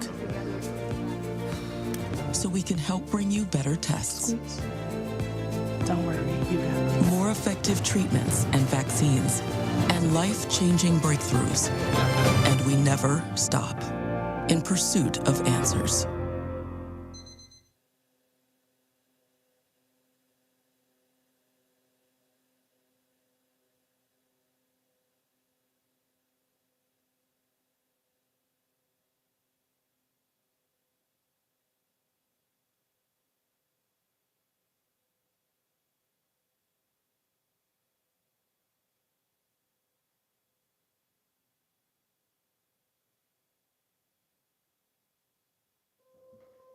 Every single day, for the good of millions all over the world, we rise and get to work so we can help bring you better tests, Don't worry, you got this. more effective treatments and vaccines, and life-changing breakthroughs. And we never stop in pursuit of answers.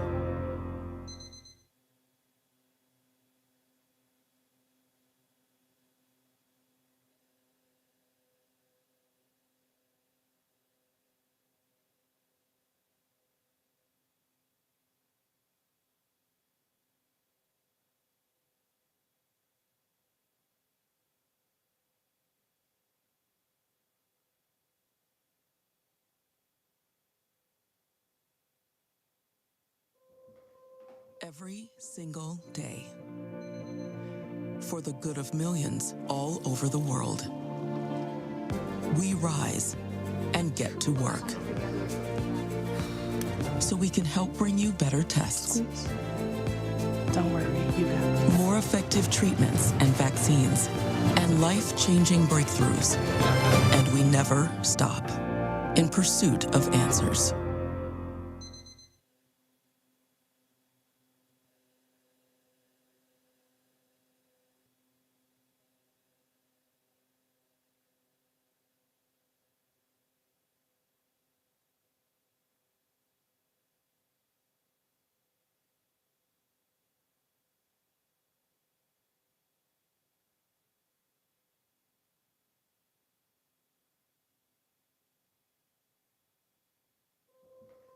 Every single day, for the good of millions all over the world, we rise and get to work so we can help bring you better tests, Don't worry, you got this. more effective treatments and vaccines, and life-changing breakthroughs. And we never stop in pursuit of answers.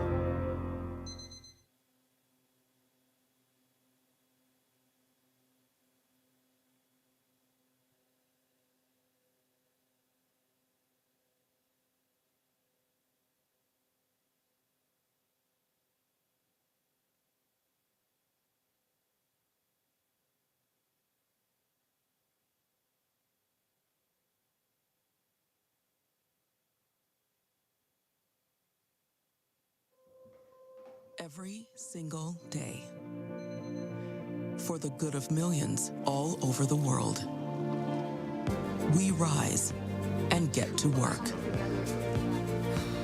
so we can help bring you better tests, Don't worry, you got this. more effective treatments. Thank you and very much. vaccines, So I hope and you enjoy a life-changing little break. breakthroughs. So next will be the Israel Embassy of South Korea. The presentation will be in a total of 4 parts, and the first will be the Israel Embassy, ITO Korea, which is the Israel Economic and Trade Office. And second, Korea RDF, a Korea and Israel Industrial Research and Development Foundation, along with the Matriself, a biotechnology company that develops self-matrix and cell transplant platforms. And finally, MAPI Pharma, which was founded by CEO and bioscience industry experts, Yod Maram. Then let us first welcome the Israel Embassy of South Korea with their opening speech. So, Mr. Yaniv Goldberg, please come forward to the stage for your speech. Ladies and gentlemen, please join me in welcoming him. Thank you. Okay, so 안녕하세요. Hello, everyone. Thank you for joining us today. So my name, I will remove my mask. Thank you. So my name is Yaniv Goldberg. I'm the head of Israel Economic and Trade Office here in Korea at the Israeli Embassy. I would like to first thank Korea RDF. It's the joint R&D fund by the Israeli and Korean government, and with us today are the team of Korea Fund. It's by the Korean government. So thank you very much for them for joining us and supporting us and working with us on this event. I would like also to thank Mr. Asaf Toker, the CEO of Matriself, that came all the way from Israel to this event today, and you are most welcome to talk with him later on and set meetings with him through us and through our team. And also, I would like to thank Mr. Jion Song from my team and my entire team for providing or supporting this event today. So let's start right away. Can you put my presentation on the screen, or is it okay? Yeah. Perfect. So I will talk shortly about the Israeli healthcare ecosystem. Israel is, as you know, a very small country. We are only 9.5 million people, but quite promising. 2020 ended with around $10 billion in VC money flowing into our ecosystem. But most surprisingly, 2021, year of COVID, ended with more than $26 billion entering our ecosystem, mostly foreign money flowing in. Israel is obviously an OECD country, and it's considered one of the most known and famous hubs of innovation in the world. It's not only me that's saying that, but also the World Economic Forum report of 2019 and other years. They declared Israel as an innovation hub where innovative companies grow the fastest. And this is exactly true. You see some names underneath, some examples of some Israeli startups that grew bigger and bigger and became multinational companies. One of the known names is Teva Pharmaceuticals, now a multinational company, but it started as a very small startup in Israel, actually even before Israel was established. The medical device and digital healthcare sector in Israel is also quite substantial. Nearly 1,000 Israeli companies are involved in different initiatives in the areas of digital healthcare, medical device, and so on.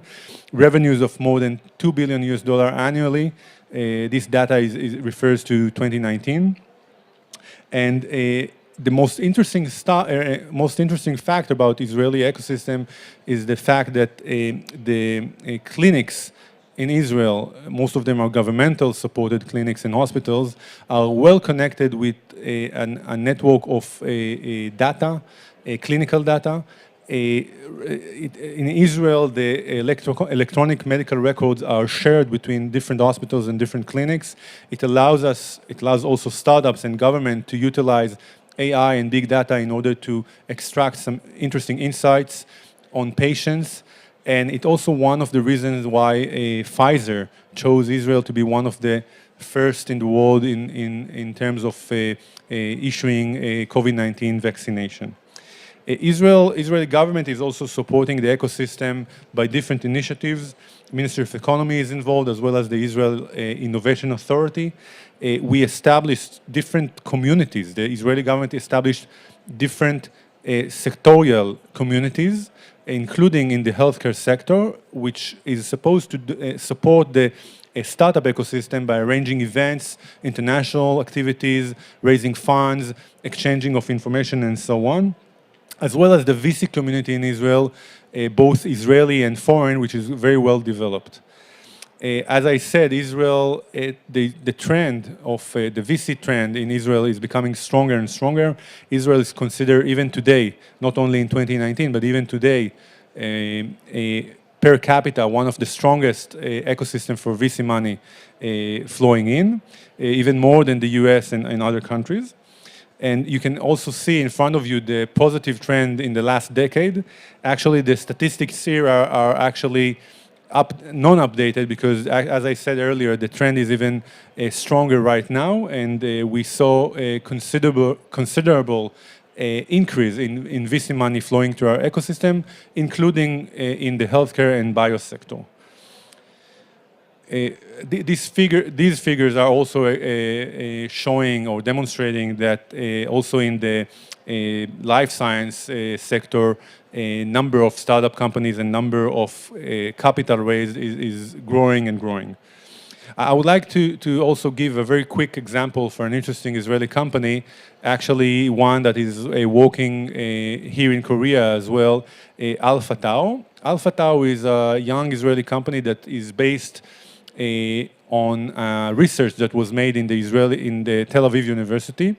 They developed a unique cancer treatment based on the physical or biological concept, chemical concept of emissions of radioactive materials, radioactive isotopes. So they take a certain material, uranium or radium 224, and they, based on the principle of emission extraction, radioactive emissions, they are sending alpha waves in order to treat a cancer tumor. And they developed a very unique medical device that is being inserted into the tumor and then emits some alpha waves in order to kill the tumor without damaging the environment of the tumor or the healthy tissue. Alpha Tau was invested by several investors around the world, including some Korean investors and the Yozma Group Korea. And it leads me to the next conclusion that I would like to call Korean investors, some of them you can see on the screen, including pharmaceutical companies from Korea, to consider positively investment into Israeli companies. One of the reasons I would like to encourage you to consider investment is the fact that Israeli technologies are considered these days as the deepest and most innovative that you can find globally. Israeli people, Israeli companies are considered to be, or considered to have, the strongest can-do approach, and the results are quite considerable. Also, in terms of financial outcomes as well as technological outcomes, Israeli companies are well known with their achievements. I would like to call Mr. Jion Song from my team to continue the presentation in Korean. So thank you for now.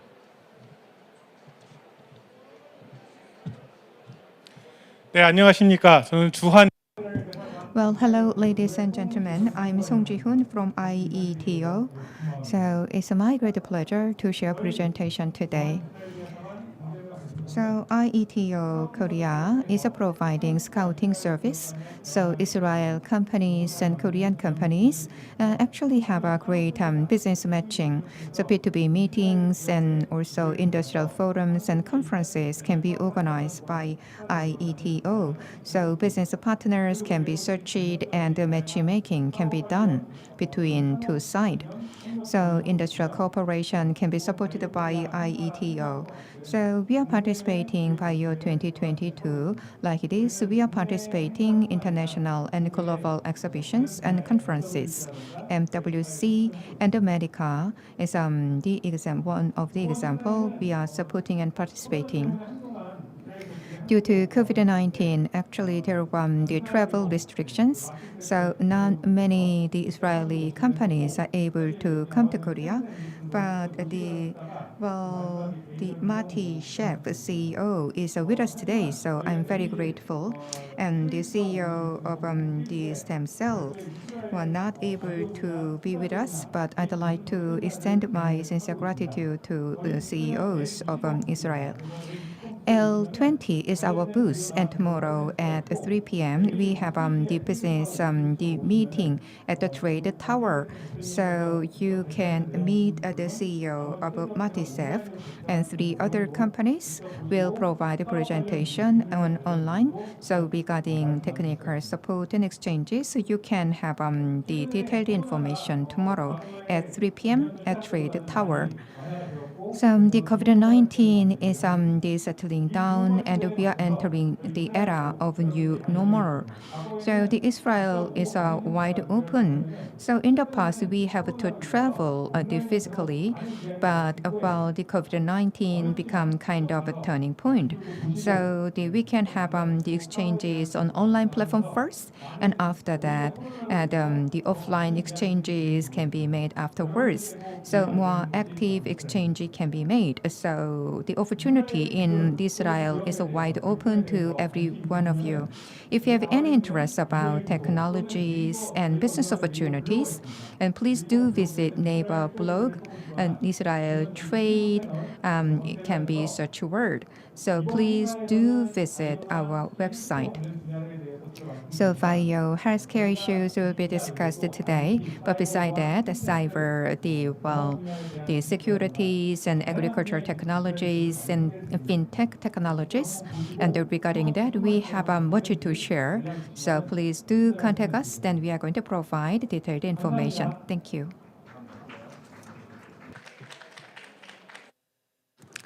Thank you very much for your kind introduction. Very beautiful country, Israel. Okay, moving on to the next. I would like to introduce next presentation.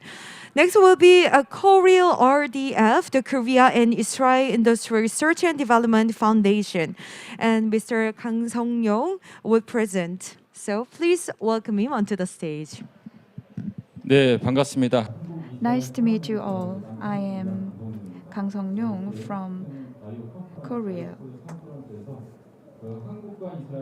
I am very pleased to talk about the R&D projects between Korea and Israel in this meaningful conference.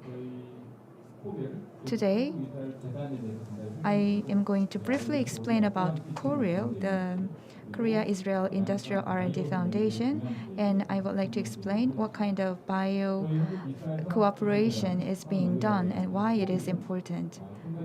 KORIL was established in 1999 when the Korean government and the Israeli government signed the agreement on bilateral cooperation on research, development, and technological innovation. And so far, we have created the grant funding of about $70 million, and we have approved about 189 projects, and recently 130 projects are being underway or were completed. Our projects include ICT, electronics, mechanics, and biomedical. Our KORIL R&D program is composed of 3 tracks. The first track is where the two countries' government or institutions conduct feasibility study. That is pre-R&D part. So KORIL grants 50% of the capital required up to maximum of $50,000 so that both countries can work on joint technology development. And in this phase, they conduct feasibility study, which is like in the planning phase. Secondly, the second program we're doing is general R&D track. This is composed of general program and pilot program. Both programs are based on bottom-up approach. It includes bio sector and other sectors as well, but it excludes national defense area. Grant ratio for general R&D is actually up to a maximum of $2 million. It means 30 to 5% of the R&D scale. For example, even if the project is $5 million project, then the maximum grant amount will be $2 million. And duration is 3 years for general program and 1 year for pilot program. In the case of pilot program, if R&D is over and if a prototype needs to be developed, then we provide a grant of about $1 million. So we provide support for feasibility study as well as general R&D phase, which includes pilot program beyond lab scale so that you can move on to the field scale. So our support includes also your efforts during pilot program. And the strategic track has recently been created last year. We are doing the strategic track this year. Strategic program includes both top-down and bottom-up approaches. We designate major sector, for example, biosector or robotics sector. Then inside the designated sector, companies can submit their R&D proposal. So it has both top-down and bottom-up approaches. The track is discussed by the two countries' governments and announced. In the case of Lighthouse program, the support is provided to robotics program. Strategic R&D is the area where the two countries' governments recognize as strategic ones, so the scale is larger than the other ones. The funding amount is up to, for example, $5.3 million for Lighthouse program. and the support is being provided in a more flexible manner. There are several advantages of our programs.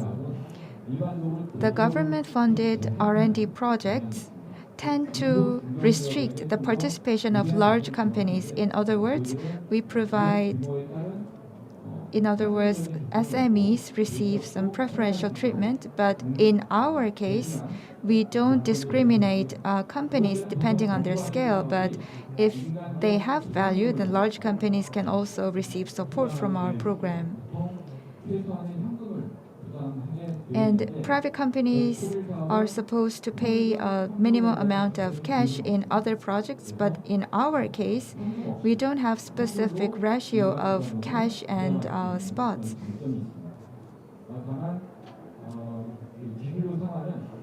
In terms of the royalty,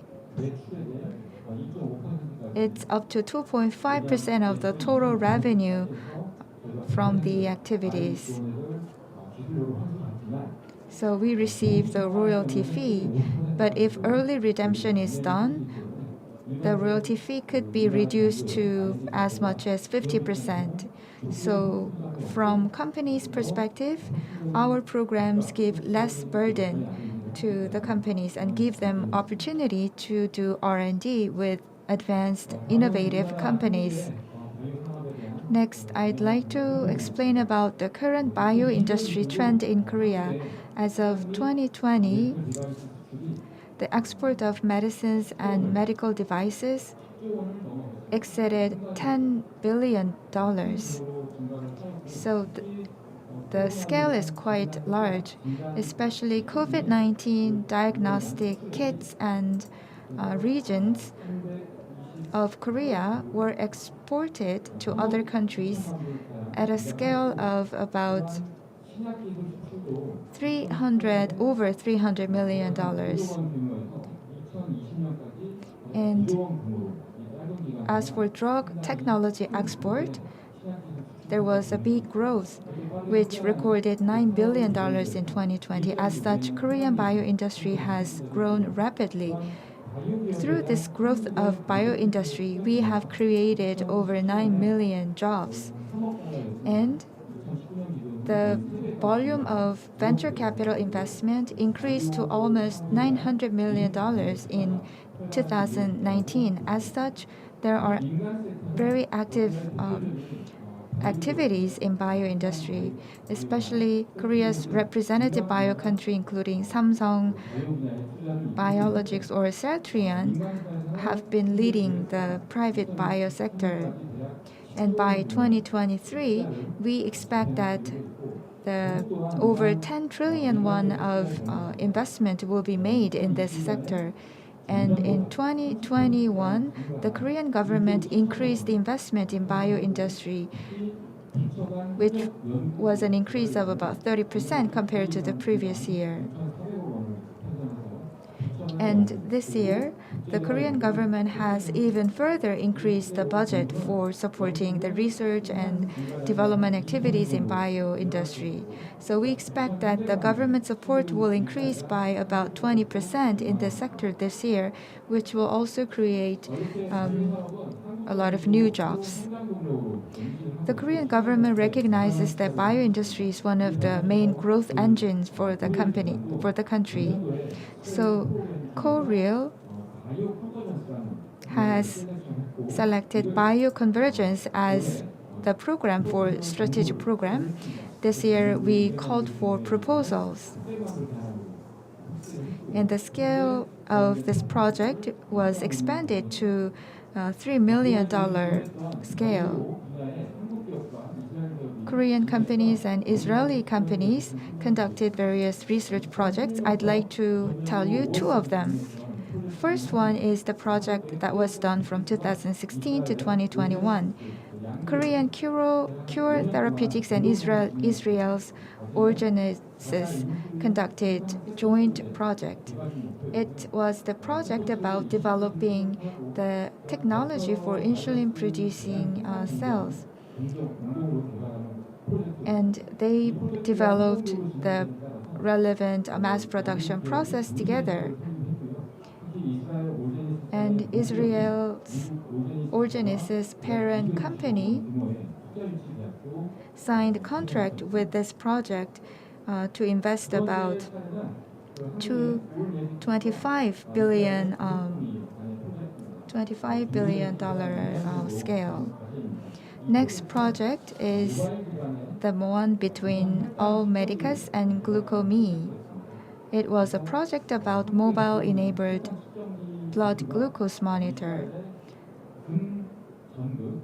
So, the technologies of the two countries were combined together to develop high-quality blood glucose level, and they also obtained the relevant certification of ISO as well. The product was successfully developed, and export of this company increased by as much as 70 times in just 4 years. Korea is the ICT powerhouse, and Israel is the bio powerhouse. From the 1980s, Israel has accumulated the biological data of its people. So Israel is called the gold mine of genome.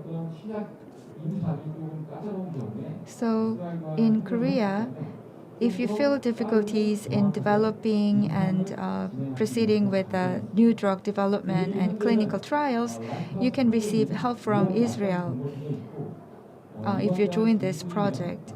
And by the middle of this month, we are planning to announce a general program, which is about $2 million scale.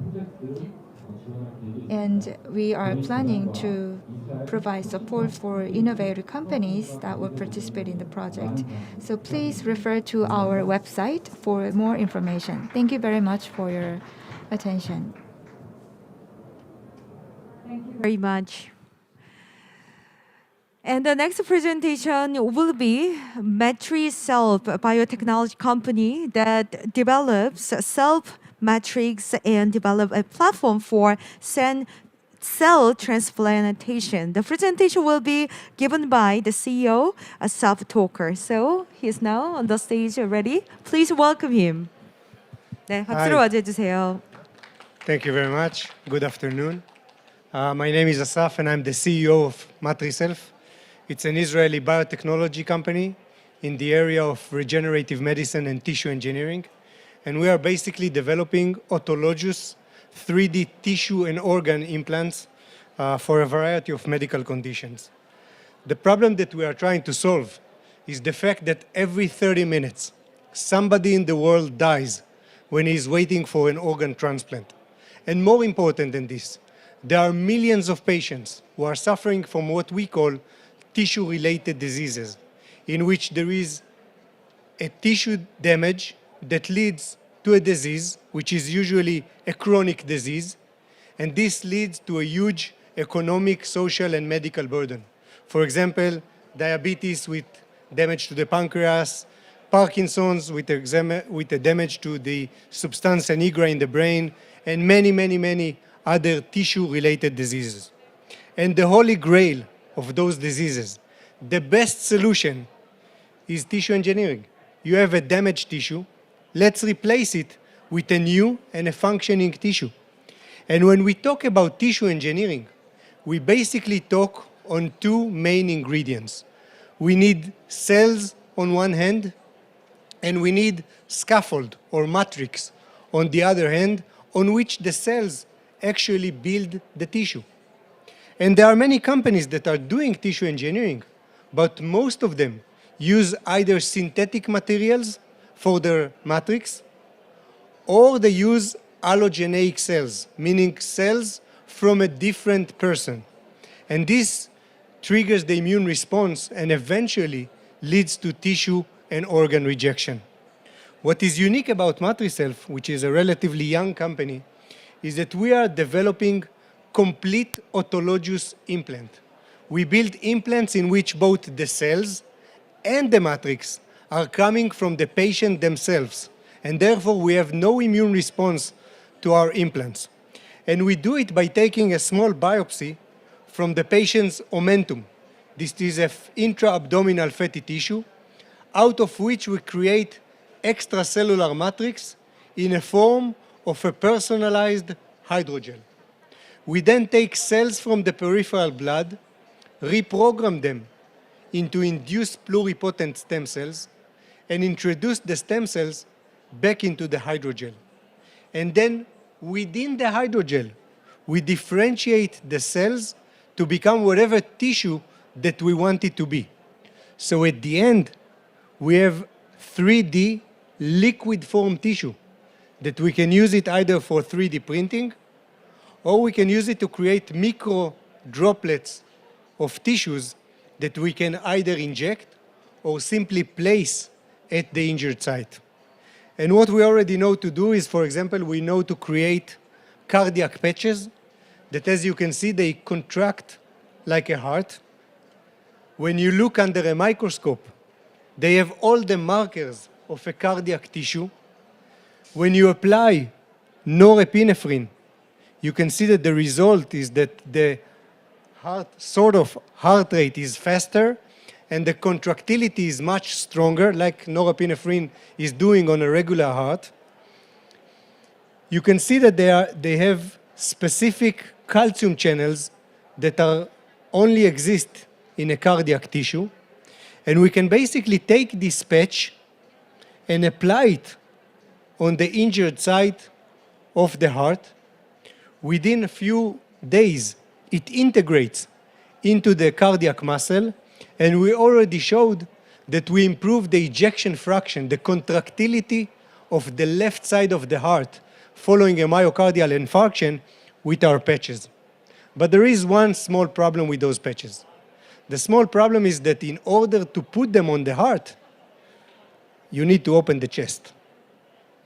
And this is a major surgery, and you can see here the implant on mice sutured here and here. And you can see that the heart is beating. But in order to place it on the heart, we had to open the chest. So our development of a liquid form tissue that is liquid at room temperature, but it's solidified at 37 centigrade, is an ideal solution, because now we can basically take it and simply inject it directly to the injured site. Over here you see it in a pig, again in an open surgery, but just to show you that we inject the tissue into the heart. And in those pigs, we showed that we improve the ejection fraction, the contractility of the left side of the heart. Now, once we have a 3D liquid form tissue, we can take it a step further and start printing tissues and organs. And over here you see the printing of the same patch that you saw earlier in a Petri dish. Now it is being printed through a 3D printer. And you can see that it is printed not only the cardiomyocytes, also the blood vessels. So basically at the end we get a patch that we can lift. We can inject blood into it, and you can see the blood flows over here in the blood vessels.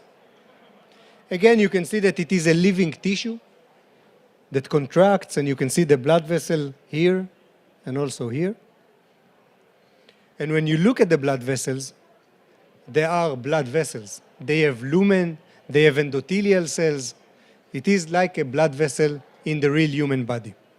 And then, in April 2019, for the first time in human history, we took it a step further, and for the first time printed the first human printed heart.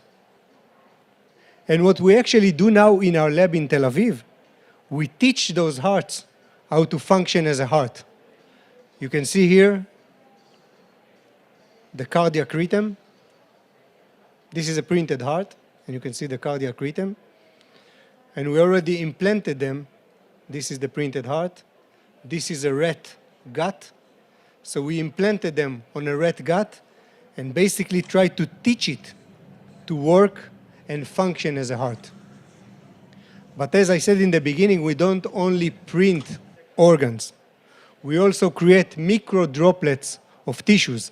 Every drop that you see here is a small tissue.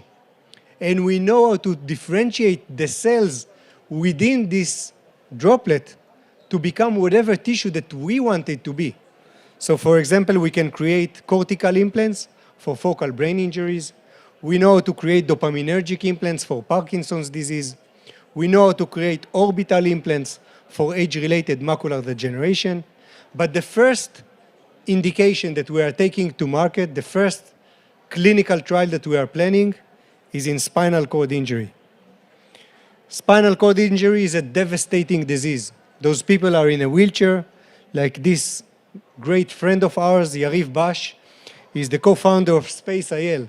It's an Israeli company that participated in a Google challenge to take a lunar to the moon. And from all the world, it's the only company that succeeded to get the lunar to the moon. And Yariv is unfortunately in a wheelchair due to a ski accident 6 years ago in France. And he said in one of his interviews that humanity succeeded in reaching space, but the 2 centimeters that are missing in his spinal cord due to the injury, nobody will ever manage to bridge. And unfortunately, Yariv is not by himself. There are thousands of patients, only in the US, but globally, tens of thousands of patients that are suffering from spinal cord injury, usually leading to irreversible loss of motor, sensor, and autonomic functions. A very expensive disease because those people are in wheelchair. They have no other curative alternative treatment. And we basically do exactly the same. We take a biopsy from the patient, create the extracellular matrix in a form of a hydrogel. We take the cells, reprogram them into induced pluripotent stem cells, introduce them into the hydrogel, and within the gel, we differentiate them to become a neural implant that we would like to re-implant in the patient's spine. And when I say neural implant, this is how it looks like. These are small 3D beads, small beads. And when you look inside, they have all the characteristics of a neural tissue. And you can see here that as we proceed with the differentiation, the neurons are looking more and more organized. The extracellular matrix, as we proceed with the days, become a neural tissue. And when you look at the implant, they actually send out neurites that actually communicate with each other, and not only with each other, also with the pre- and post-injury site. And when we tried it on mice, and this was published 2 months ago in Advanced Sciences, we showed that when you don't treat the mice, you can see that he is limping. And in a catwalk that measured the pressure of each limb on the surface, you can see that one leg is not functioning. When we used our implants, all the mice regained their walking abilities.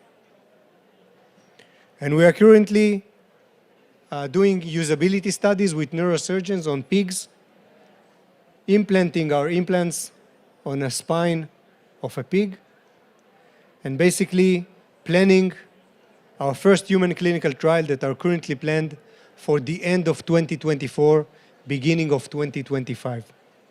We already did a pre-IND meeting with the FDA. We are a publicly traded company, traded in Tel Aviv Stock Exchange. And we recently opened a new lab in Nes Ziona near the Weizmann Institute in Israel. We have an amazing team of both scientists, financial personnel, and management. We have an amazing board of directors and a great scientific advisory board with people from Johns Hopkins, the NIH, Harvard Stem Cell Institute, Bayer Pharmaceuticals, and University of California in San Diego. I'll summarize with a short movie and then open it to questions. Envision the day when personalized implants are generated in a matter of weeks, enabling millions of spinal cord injury patients to live independent lives. Imagine technology so advanced, it was used to 3D print the first human heart to match the patient's immunological, biochemical, and anatomical properties.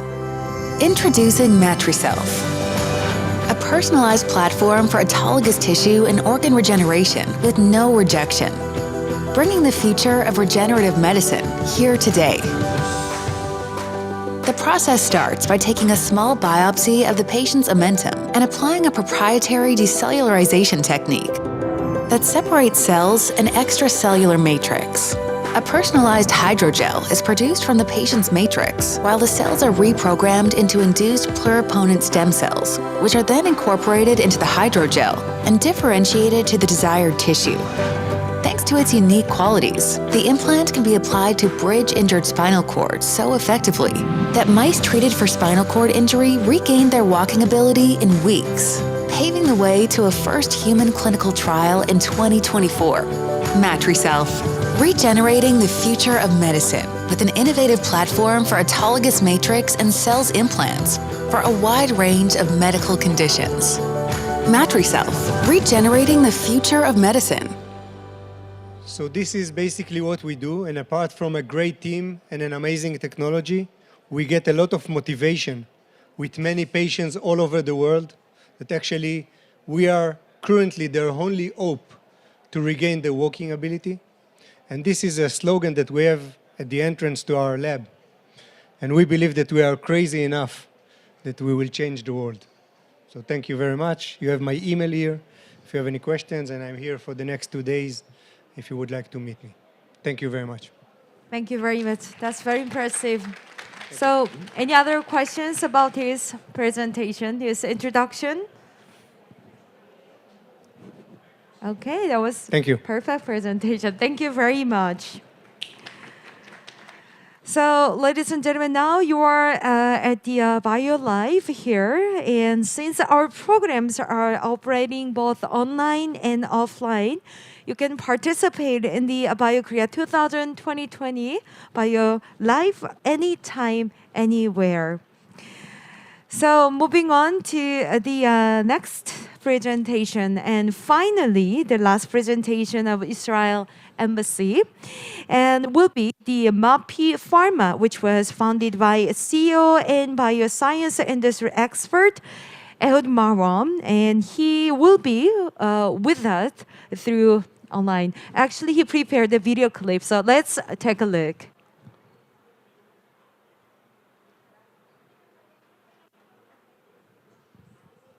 Nice to meet you by Zoom. My name is Ehud Marom. I'm happy to participate in BioKorea. Unfortunately, because of false positive of the corona test, I could not come to Korea. I am the chairman and CEO of Stem Cell Medicine and MAPI Pharma. In my background, I was the CEO of Martashim Adama that was acquired by ChemChina in $3 billion. And before I was VP in Teva Pharmaceutical, I built 3 companies, Pharma2B, MAPI Pharma, Stem Cell Medicine. All of them are in pharmaceutical.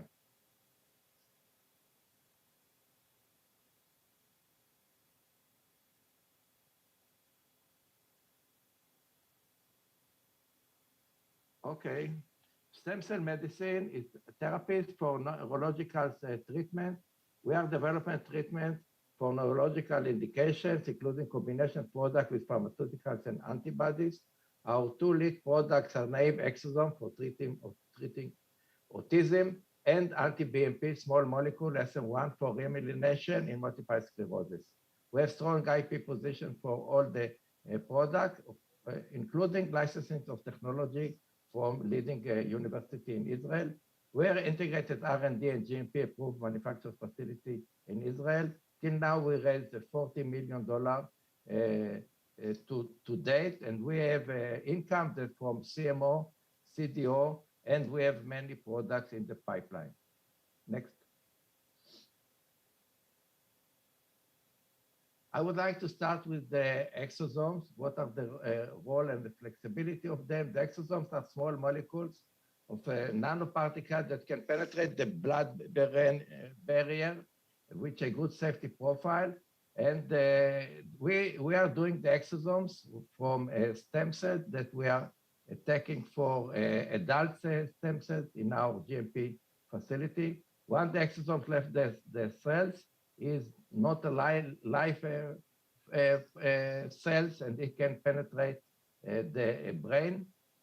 Exosomes promote the regeneration and immunomodulation process in damaged tissue, and they have an important cell-to-cell communication. You can see what happened when the exosome brain penetration and homing. You can see that in the stroke, in the Parkinson, Alzheimer, TBI, and autism, you can see the exosome inside the brain. You can see them because they are covered by gold. So we have two types of exosomes. One is naive exosomes.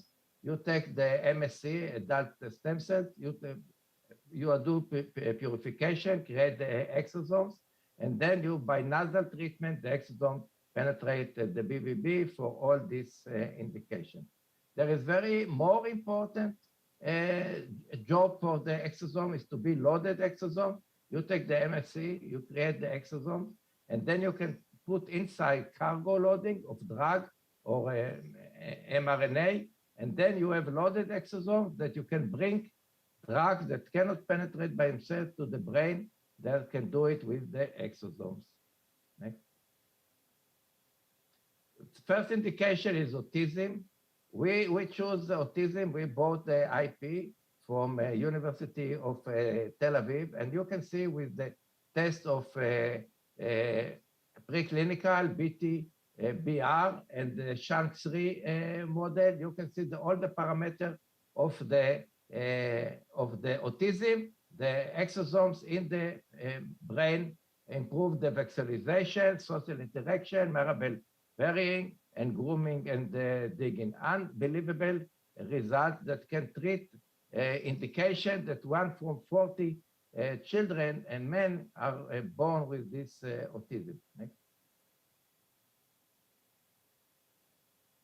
Next indication that we are looking is multiple sclerosis. Multiple sclerosis is an indication that make you disabled in the short and long life. So we, the current therapies for MS target are drugs that are treating the not the disability, but the attack of the body, the cells of the body to the myelin, and this create you disability. But our product is the anti-BMP, that the target of this molecule is to do remyelination of the neuron, and by doing so, you can treat the multiple sclerosis. So by taking regular drugs that we have like GA depot for relapsing remitting MS, and you can edit the anti-BMP, you, from one side, prevent the promotion of the MS, and then you treat the myelin. The second target that we have is not for with the exosome, but we have this target with the stem cell medicine 010, that is a product based on the adult stem cells, and we aim this product for secondary progressive MS. Secondary progressive MS, it's a drug, it's a disease that you start with the relapsing remitting MS, and after a few years, it's converted to be secondary progressive MS. It's very fast deterioration of the myelin and make you unable and lose movement. So we are taking the stem cell medicine 010, autologous adipose derived mesenchymal stem cells that affect the secondary progressive MS. And by our preclinical test, we show that when we take this stem cell product together with GA depot, we increase the treatment, efficacy treatment by from 35% to 70% efficacy. The market of the relapsing remitting for the MS is about $22 billion, and it is covered by the relapsing remitting MS, primary progressive MS, and secondary progressive MS. Next.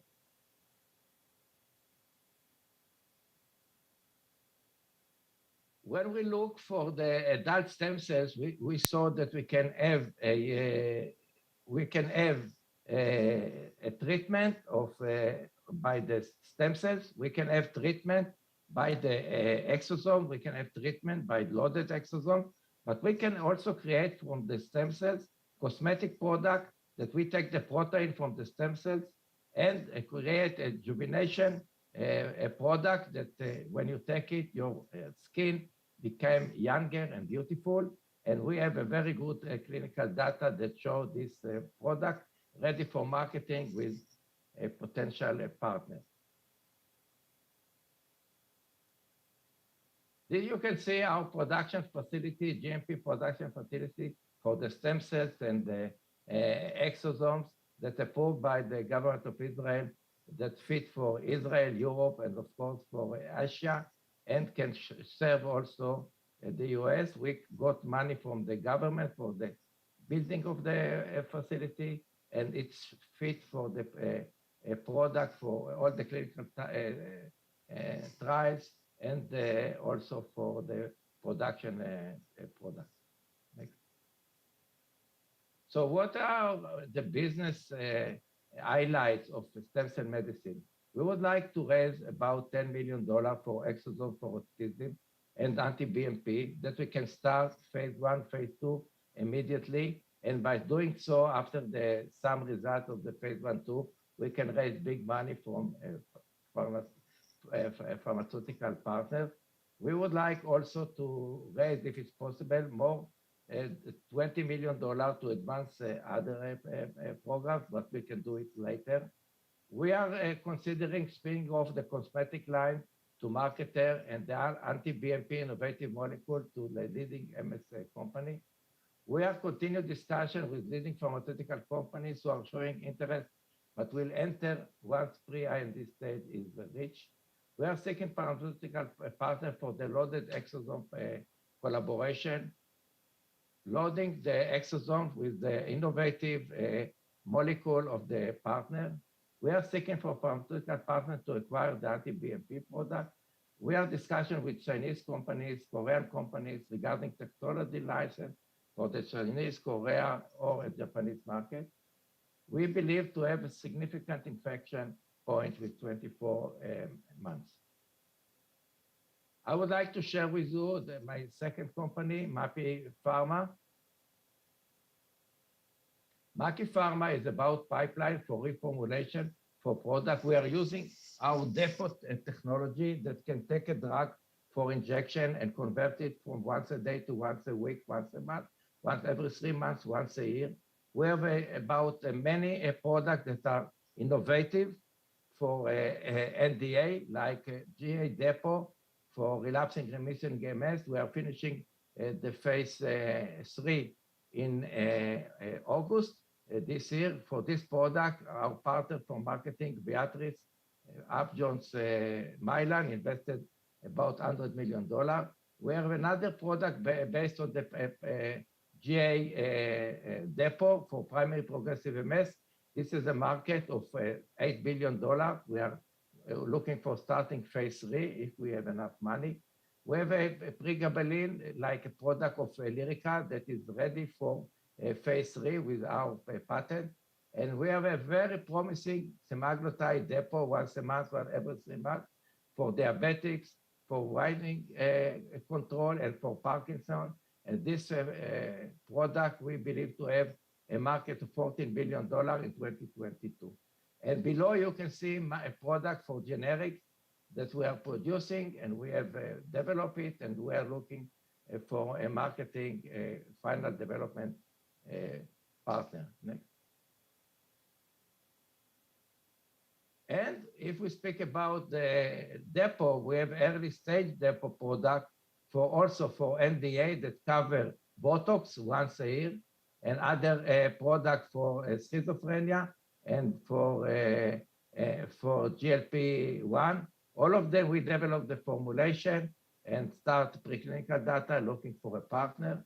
And we have also more AB rated generic QQ product for naltrexone, vivitrol, aripiprazole, Aristada, etc. For this, we are looking for a partner. Just to explain, if you go for NDA product, the first list, you need big money for phase 3, like $50 million. If you go for product for generic, you need about $5 million for global registration. Next. So that is about myself, that I built stem cell medicine. I'm CEO and chairman, and I served 40 years in this era of pharmaceutical. I was leading in Teva, the Copaxone product that made for Teva $40 billion. And also I built most of Teva API facility. So we have a very good experience in scale up for production. We are looking for production in Israel, but we can move production to Korea, China, and other countries. I was CEO of the Midacell that made IPO a few years ago and have approved a product for leukemia based on stem cells that I acquired my stem cells know-how. And I was the CEO of a very big company, Maktashim, $1 billion that was sold to Camp China. And I took for this company, I took technologies from the pharma industry, combination product, put it in Maktashim and created a new pipeline that increased the sales and profit of this company. And as I said, I'm both CEO and also board member in 3 companies. In my education, I was a BSc in chemical engineer with honors from the Technion Israel, but always I'm learning from my teachers, from my CEO in the past, and from colleagues, and from other scientists in other countries. And my goal in life is to create new medicine, new product, just to have a better treatment for patient. And I'm looking for Korea for my last visit in Korea a few years ago. I can feel very good companies in Korea that can be a good partner for stem cell medicine and Mapi Pharma. Thank you very much. Thank you very much. So that was the final presentation from Israel Embassy. So ladies and gentlemen, before we go to the next Abu Dhabi Investment Office, we're going to take about 8 minutes break time. So the next presentation will be starting at 3 o'clock. Thank you very much.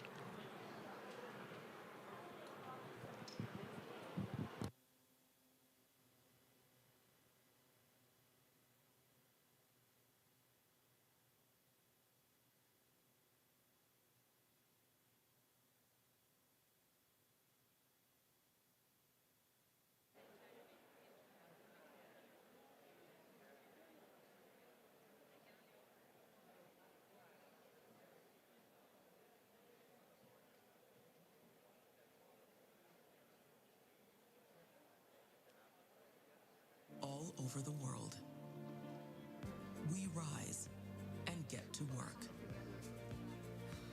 so we can help bring you better tests, Don't worry, you got this. more effective treatments and vaccines, and life-changing breakthroughs. And we never stop in pursuit of answers.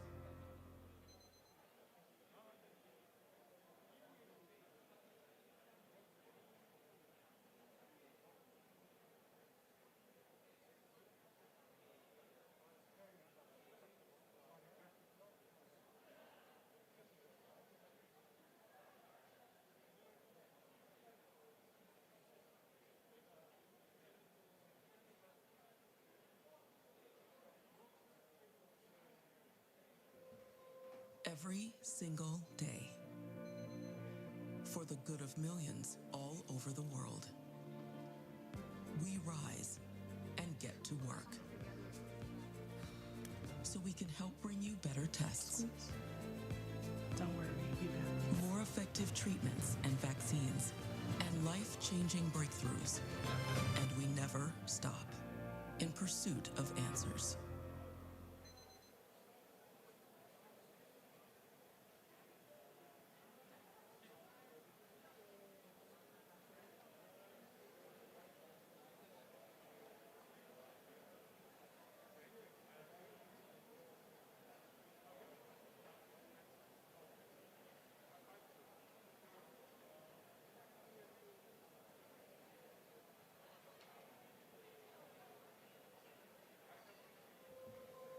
every single day for the good of millions all over the world. We rise and get to work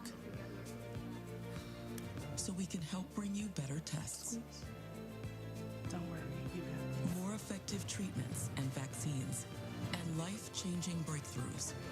And we never stop in pursuit of answers.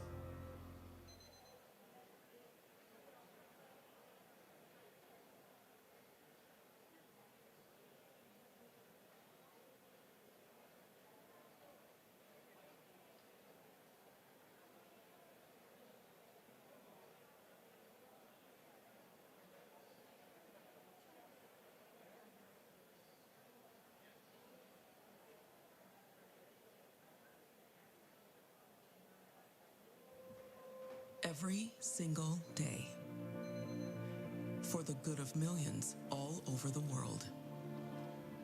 We rise and get to work so we can help bring you better tests, Don't worry, you got this. more effective treatments and vaccines, and life-changing breakthroughs. And we never stop in pursuit of answers.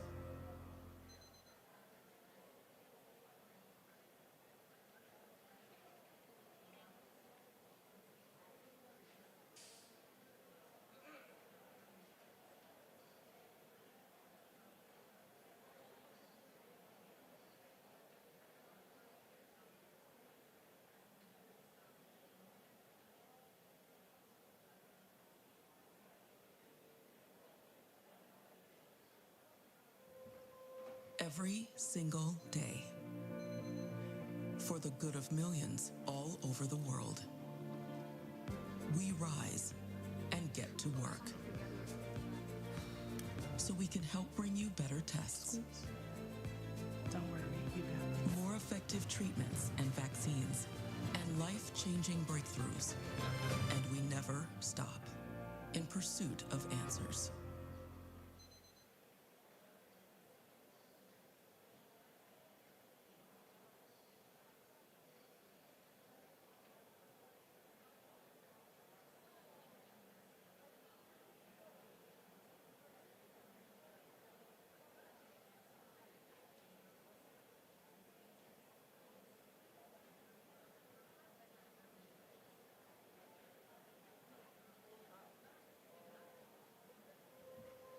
Every single day for the good of millions all over the world.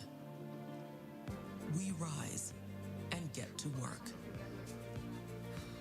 so we can help bring you better tests, Don't worry, you got this. more effective treatments and vaccines, and life-changing breakthroughs. And we never stop in pursuit of answers.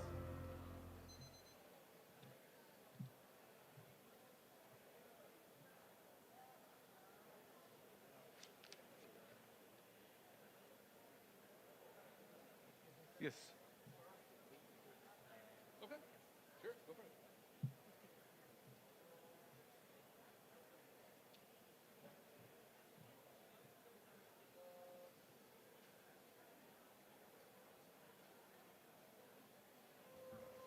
Every single day for the good of millions all over the world. We rise and get to work so we can help bring you better tests, Don't worry, you got this. more effective treatments and vaccines, and life-changing breakthroughs. And we never stop in pursuit of answers.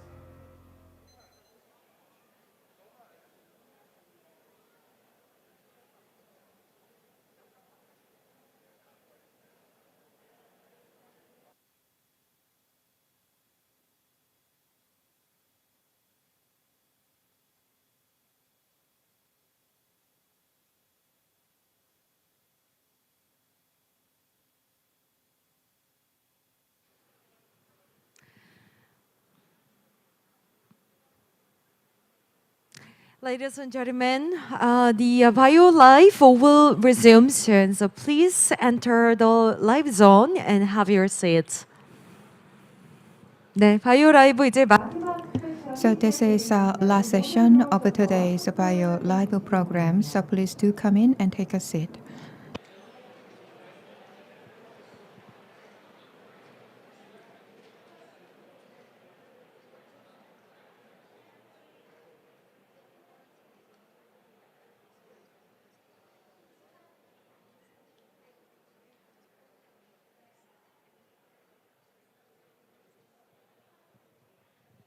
Okay, welcome back from your break.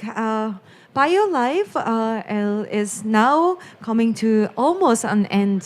So finally, the Abu Dhabi's investment office will end the first day of BioLife. A total of 5 parts will be announced. Abu Dhabi Investment Office, Abu Dhabi Health Ministry, Abu Dhabi's leading trading, logistics, and manufacturing hub, Kijat, top quality generic pharmaceutical company, AD Khan Pharma, and Life Pharma, a pharma company. And now there will be a live streaming from Abu Dhabi's investment office. 3 people will be presenting from the investment office. So I would like to introduce the first speaker. There will be opening speech from Adil Mahamat, country manager of Abu Dhabi Investment Office. So I would kindly invite him onto the stage.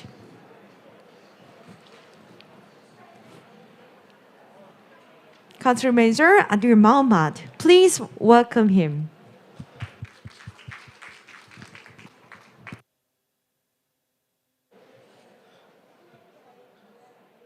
안녕하세요. 아부다비 투자진흥청. Hello, ladies and gentlemen. I'm Adil Ahmad, country manager of Abu Dhabi Investment Office. I'd like to extend my sincere gratitude to every one of you for being with us today. And also, I'd like to extend my sincere thanks to Kohi for providing great support for this event. And I believe that this will be a wonderful opportunity to introduce the innovation and the renovation of the Abu Dhabi investment opportunities. Abu Dhabi had great opportunities indeed. Mayo clinics and SNU universities and Johns Hopkins universities are based in Abu Dhabi, and also this has great opportunities and the merits to have a global the climate trials. And the funding support can be provided from the Solvency Fund, and also new technologies can be fully utilized in order to have the beneficial programs. We are nearly at the end of the COVID-19 pandemic, so we going to go back to the normal. And I believe that you can expand your business opportunities in Abu Dhabi. And the experts and speakers today will introduce the merit of Abu Dhabi in your medical program. Once again, thank you for being with us today. Those of you joining from Abu Dhabi, and good afternoon to everyone that's here today here in Seoul. My name is Adil Ahmad. I'm the country manager of the Abu Dhabi Investment Office here in Seoul, South Korea. I would like to once again thank everyone who took the time to join our biopharma seminar, whether that's online, virtually, or here in person. I would like to extend a special thank you to our partners at the Korea Health Industry Development Institute, KHIDI, as well as our speakers from ADIO HQ back in Abu Dhabi, the Abu Dhabi Department of Health, Kizad, Abcan Pharma, and Life Pharma. I think today's event is a great opportunity to learn about Abu Dhabi's strengths in the biopharma sector, and I look forward to hearing from our speakers. Thank you. Thank you very much.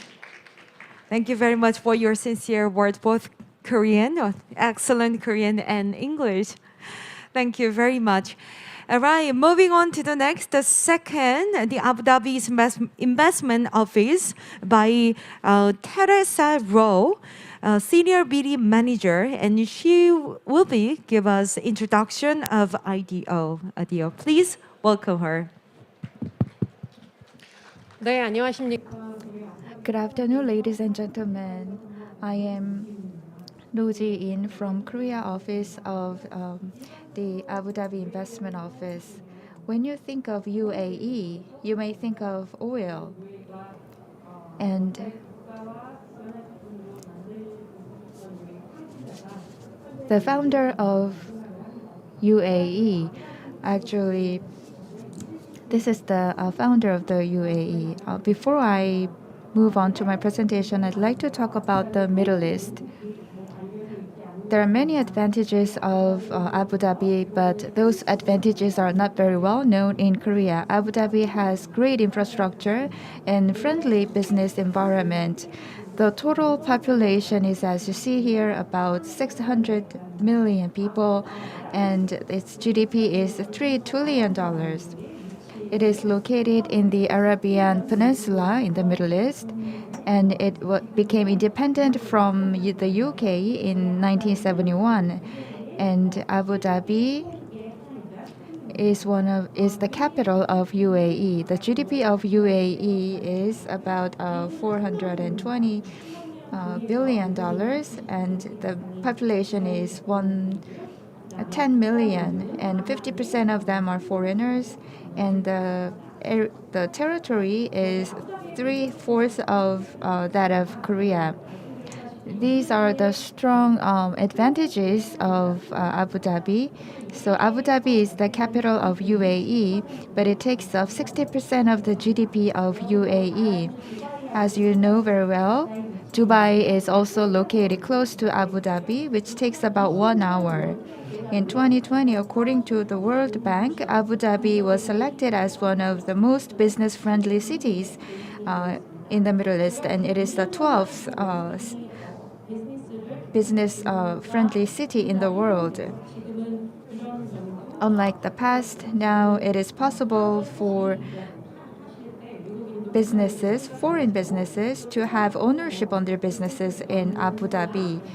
And regarding the business license issuance, the administrative fee has been reduced by 90%, and the regulatory fee has also been reduced by around 70%.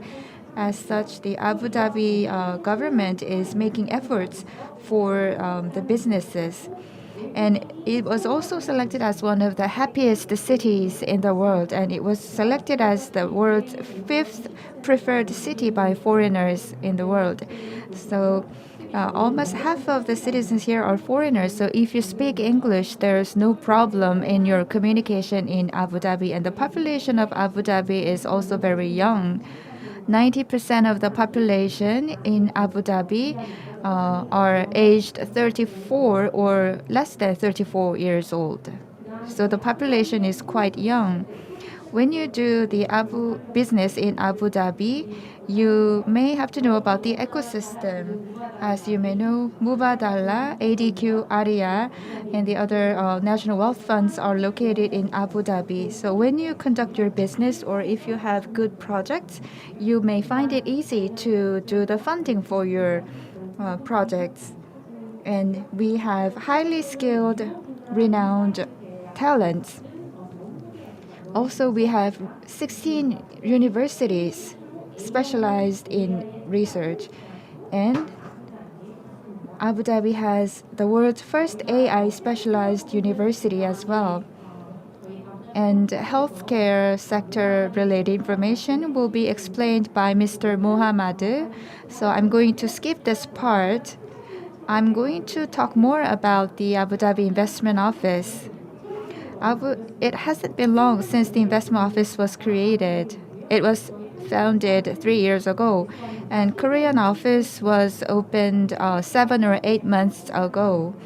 And overseas branch offices include Korea and China in Asia, and France, Germany, and in total there are 8 branches of the investment office.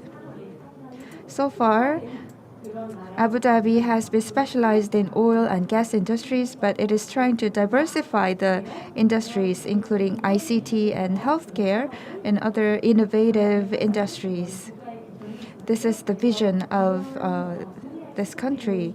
So companies working in those innovative sectors will find it very convenient to do their business in Abu Dhabi.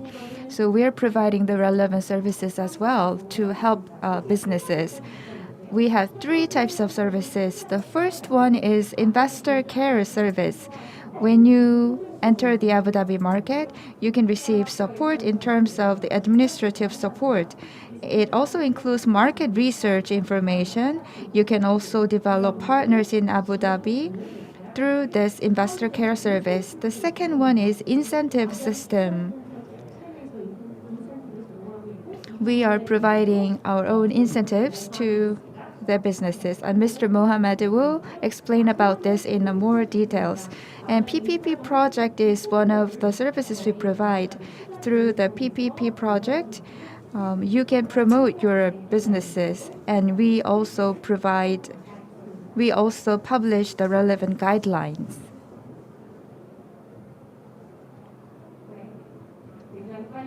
So I've talked about the Abu Dhabi Investment Office very quickly.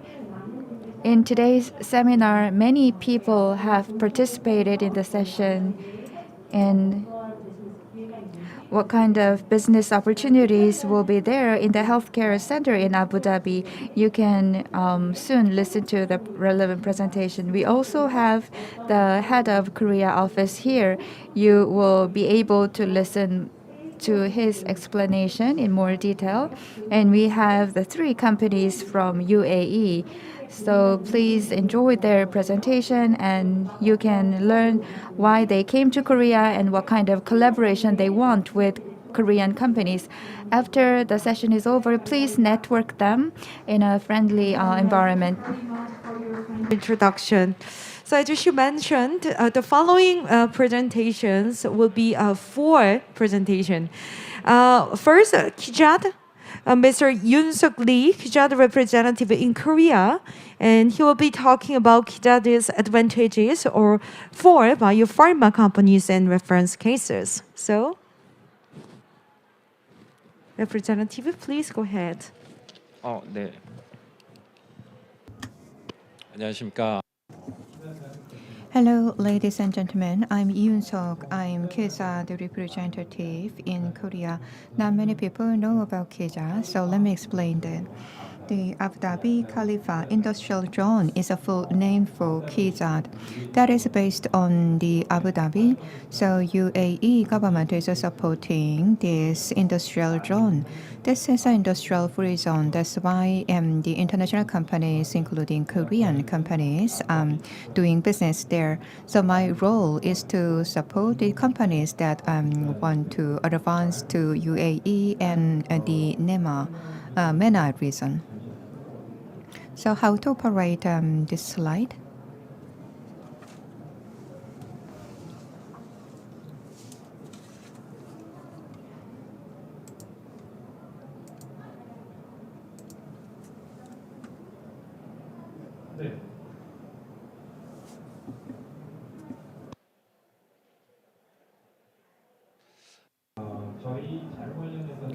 So regarding this, the materials, and that is organized by UAE government. So most of the information developed by UAE government is more or less the same. So I'm going to skip the first part. I'm going to focus on the KESA information. So the Gulf and the areas including UAE and Saudi Arabia, and those and also Kuwait. About 80% of GCC is doing business in UAE, in particular in KESA industrial zone. So the business scale is pretty big in the KESA. Together with the UAE, the whole consortium is doing business. So starting from last year, the business is going on. So experiencing COVID-19 pandemic, and well, we made the great effort in order to produce the vaccines. So no one will be marginalized when it comes to the vaccination. So the Abu Dhabi government is the producing and also distributing this COVID-19 vaccine. So life science zone is created in KIZAD. So biopharma companies and the other bio companies coming to this KIZAD and the special zones. Abu Dhabi and Dubai are nearby. So and also we have two major the international port and 5 international airport based here, and the Arab Emirate Airline and Qatar Airline, and those are doing the very active business, and also they are based in KIZAD as well. We have a great merit indeed. As I said, this is an industrial zone, so the other relevant equipment and the facilities and all these are supporting, and the facilities can be easily purchased and those can be well equipped in these KIZAD areas. So another the merit of KIZAD is that we have quite a solid the supply chain. So Life Pharma and Neo Pharma and other relevant the networks are well established. So Neuka Pharma will make a presentation later, and that company is also located in KIZAD as well. And the research the centers from US and other European countries having base here in KIZAD as well. As I mentioned at the beginning of my talks, many Korean companies here. So the hospitals and the Songmo Hospital and SNU Hospital are based in the area. And also there are increasing number of Korean hospitals that want to advance to the Abu Dhabi. So Khalipa, the port is nearby, so I'd like to explain the merit of that. And if you are expert in logistics, you will easily understand, but not many people are the experts. So let me explain this one. And regarding sea depths, the depth is about 18.5 kilometers, which means the biggest ships and vessels can be easily accessible. And well, the container, the ships, they have to stay for about 1 week in the previous port because the proper sea depths was not able to be secured, but Khalifa Port has the pretty big depths. That's why the waiting time can be reduced. So Maersk and other international shipping companies want to have the home. This Khalifa port as a home, and also railway systems and other shipping lines are well connected here. So in the future, we are going to enhance this network. In a few years' time, all these logistics channels and the lines will be connected further. So another merit we have is called warehouse and storage facilities. So the COVID-19 vaccines and other the medical the products can be stored in high quality. That is another merit we have in KIZAD. So experiencing COVID-19, we had another expertise in operating this international drone. The Sanofi from China and other the vaccine companies use our logistics facilities. So we became the hub to send out the vaccines to Africa and other third countries. So we became the hub for the vaccine distribution, which shows the great merit of our facilities to Africa and to other third countries. The vaccines have been delivered and distributed. So Abu Dhabi government made a great investment, and together with the partner companies, within 2 hours, 4 hours, and 6 hours, and 8 hours, depending on the continent, the vaccine delivery was made. So our plan was well received by the nearby countries and also faraway continent as well. In the sense, we made great contribution to put an end of the COVID-19 pandemic. Regarding that, we have a great pride indeed. And in order to promote the bio industry, we are creating BioHerb as well. So the bio companies can have the tax benefits and tax waivers, and there are various supporting programs. And some of those incentive programs are already in place. So if you have any questions and any interest, please do contact the KIZAD. And the Jiangsu Prefecture also had the sign ceremony with the KIZAD as well. And even though that is not written here, but with the Israel, we have a collaboration as well. Like this, I briefly introduce KIZAD. If you have any questions, please do contact KIZAD Korea, then we are going to fully provide the support. So Abu Dhabi and the other Middle East, in order to advance to those countries and regions, it is important to understand the tangible and intangible the merits. So tax benefit can be one example. So please do contact us to have a clear understanding about the benefits you can enjoy. So KIZAD can provide all this detailed information. So it was a great opportunity, and I hope to see you again in next opportunity. Well, thank you for listening. I just explained the merit of KIZAD. Thank you.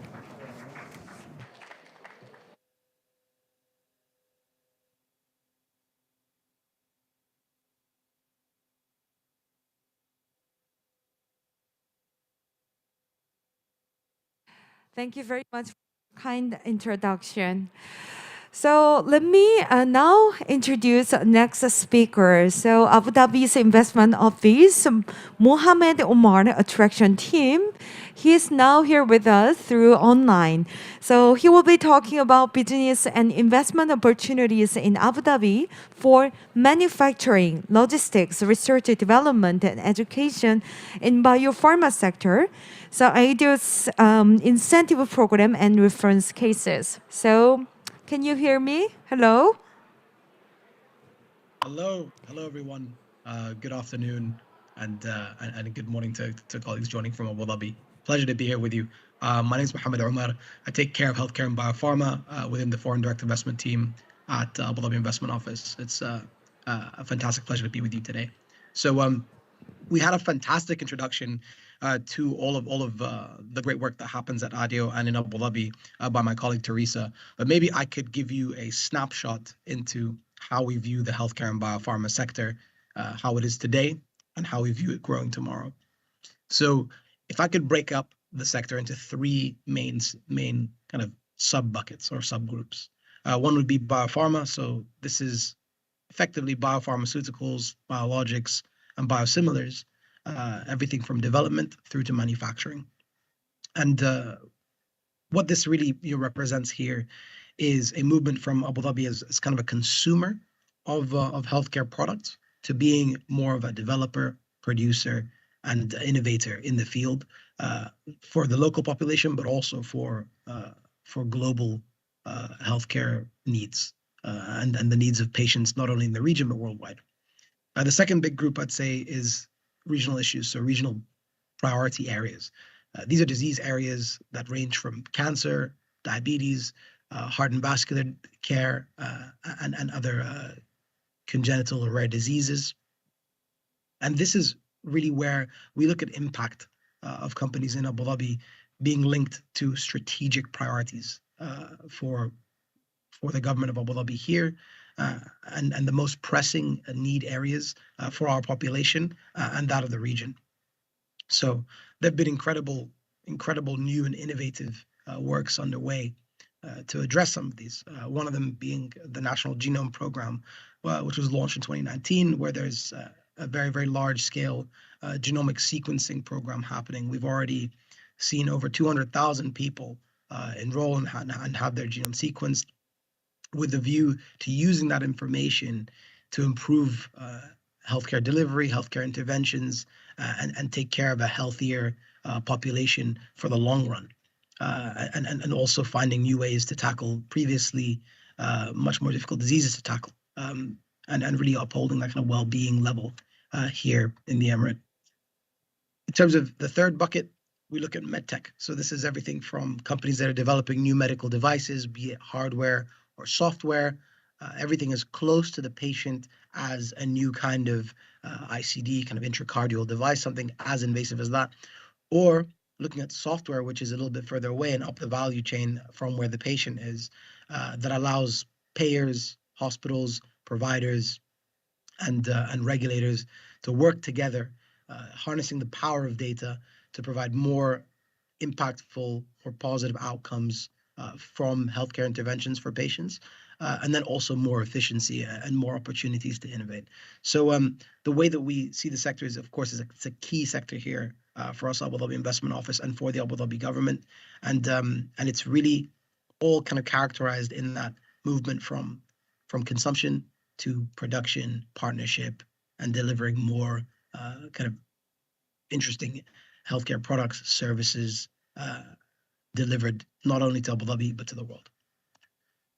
So if I can continue,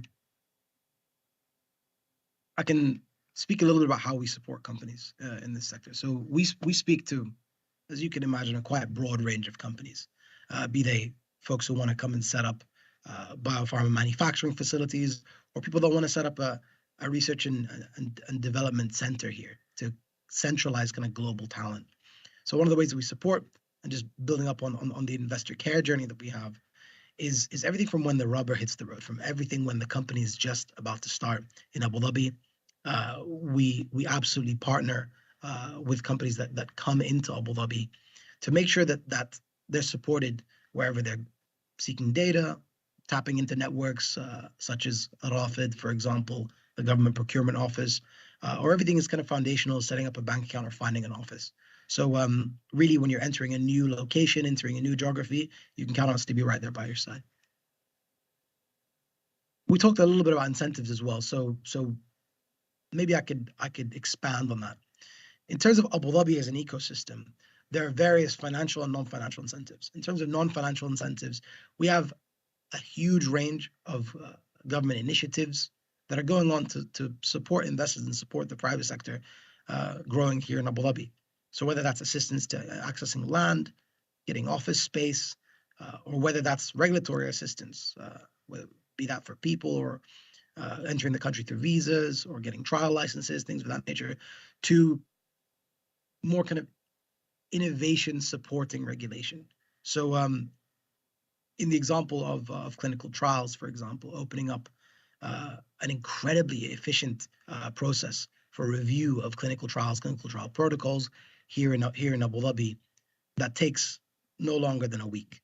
So if a company is looking to conduct a clinical trial here, of course, having collected all of the appropriate documentation, having selected a local principal investigator and working together with a local partner in identifying patients and conducting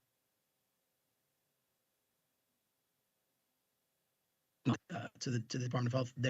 The team there does an incredible job, puts great resource towards it in terms of turning around feedback or an approval in a week, which has been incredible for us in terms of the companies that we're dealing with and opening up the possibilities for them.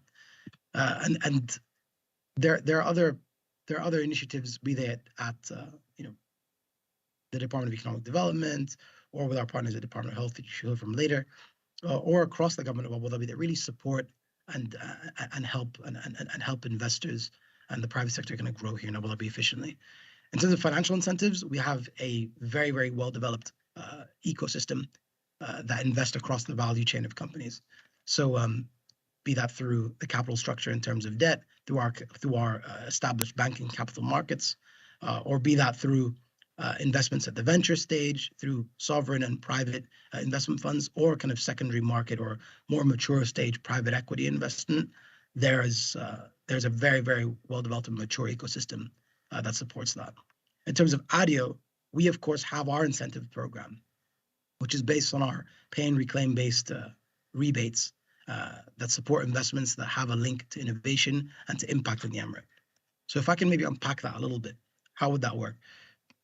We look at a company that's entering Abu Dhabi, and we say, okay, where's the impact on our GDP, on our economy, on upskilling the population, on growing the jobs base here in Abu Dhabi, and otherwise impacting the economy. So we would look at qualitative pieces, which would be how closely a company's plans tie in with the strategy of the government of Abu Dhabi, how disruptive the technology is that they're bringing, how much this is going to change Abu Dhabi and change the world, and then of course how it aligns within our priority clusters that I spoke to a little bit earlier, how it fits into the way that we view the sector, which is quite broad. Quantitative, we look at the number of jobs created, number of high-skilled jobs created, opportunities for Emirati people, for the local people, of course, innovation, capex, so investments in high-tech capex, and then broader kind of quantitative economic impact on Abu Dhabi, really the GDP impact. And then we look at the Abu Dhabi plan, we break it down into salaries, capex, operating expenditure, and other pieces of the investment plan. And we say, depending on the impact, we would say, okay, great, we can rebate a percentage of each line item. So this percent of salaries or that percent of capex. And the great thing about that is that it's completely non-dilutive. So of course, we do not take an equity position. We don't dictate how a company would operate or have any sort of management or development piece of the company. It's pure government support. And so all the upside stays with the companies. And for us, the best situation is to have a fantastically successful company growing from Abu Dhabi to the world. And that is really our upside, as well as that economic impact. So perhaps I can discuss very quickly about the kind of companies that come to us. Really, it's very, very broad. What we've found to be pretty successful is, of course, the centralized kind of R&D centers that companies may seek to use Abu Dhabi as a launch pad for. So whether that's kind of bringing together your solution architects, your software architect, your chief scientific officers, your chief technical officers, to be in one place where companies often, especially global companies, have them dispersed across the world. That's something that is very easy to do in Abu Dhabi, and that we've found is pretty successful for companies that are looking to do that. So if you're in the health tech or health AI space and you're looking to put together your kind of global R&D center or move a piece of it and expand it here in Abu Dhabi, it's a place that's very easy to move to, that we make it very easy to grow in, and that we can, of course, potentially contribute to through these non-dilutive investment incentives. But that's not the only piece. It goes as far as companies that are in our pipeline in biopharma development and manufacturing at all sorts of scales. So whether that's research and clinical trials stage to large scale manufacturing of whether it's components, drug product, drug substance, at a very, very large scale level in terms of huge manufacturing facilities. Those are areas that we look at as well, and that we've found fantastic headway, especially since Abu Dhabi is on its way to regrowing into a broader industrial powerhouse, and definitely healthcare and biopharma is going to be a cornerstone of that. So perhaps I can stop there, and of course I'll be open to any sort of questions. I would love to engage with companies from Korea that are looking to engage with Abu Dhabi, and I look forward to more communication. All right, thank you very much for your wonderful presentation. So now we are hearing from Abu Dhabi ecosystems from Adios. So we have one last presenter left. So we're going to connect him through online. So while we're waiting for the last prisoner, I would like to let you know if you have any question, or you can send question to a prisoner online. So if you visit our website, you can actually see the scan. You can see the QR code. Please scan the QR code or access via live on the homepage. So click the Ask a Question button below the streaming video, and you can select the company and to a question and fill in the question, and the presenter's answer is entered as a comment after the presentation. So while watching the video, or while you are listening to the presentation, you can actually access the homepage, so you can leave that question or comments. So I look forward to your active participation. So almost go to the end of the day one Bio Live, and we have several questions left, several presentations left, and we have 2 more days left. So please stay with us until the end. Also, I look forward to your participation tomorrow as well. So we're still waiting for the next presenter. Department of Health, Dr. Asma, Executive Director, Research and Innovation Center. So, is he here with us? Hello? Hello, good morning or good afternoon. Oh, yeah. Thank you very much. We can hear you well. So, Dr. Asma, Executive Director, Research and Innovation Center, and she will be talking about regulations and policies related to biopharma sector. So, are you ready? Yes, thank you. Please. Oh, okay. So we need some time to check our finer technical system. Please wait.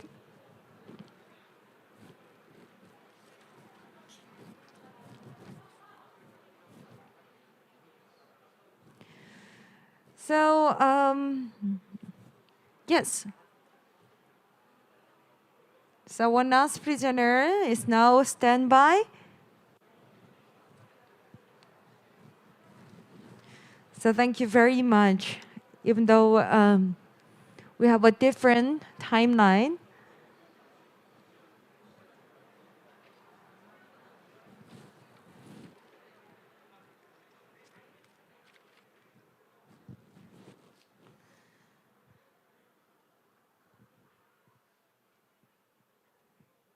So I think we're fully ready.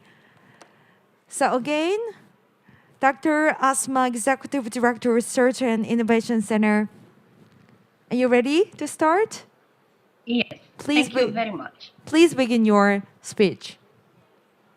Good afternoon, everyone, and thank you for having the Department of Health present here about the regulation in life science, and to share with you the vision that we would like to have for the healthcare life science in Abu Dhabi. We aim to be one of the top countries' global destination for attracting life science investment by 2030. This is why we are focusing on enabling access to innovative and novel treatment and solution to improve the healthcare outcome. We would like to deliver socio-economic contributions of non-oil GDP, and we would like to create an environment that can attract high-skilled life science jobs in the UAE. And also we are working toward creating a homegrown IP that can be monetized and creating a life science ecosystem for the SMEs to flourish and innovate.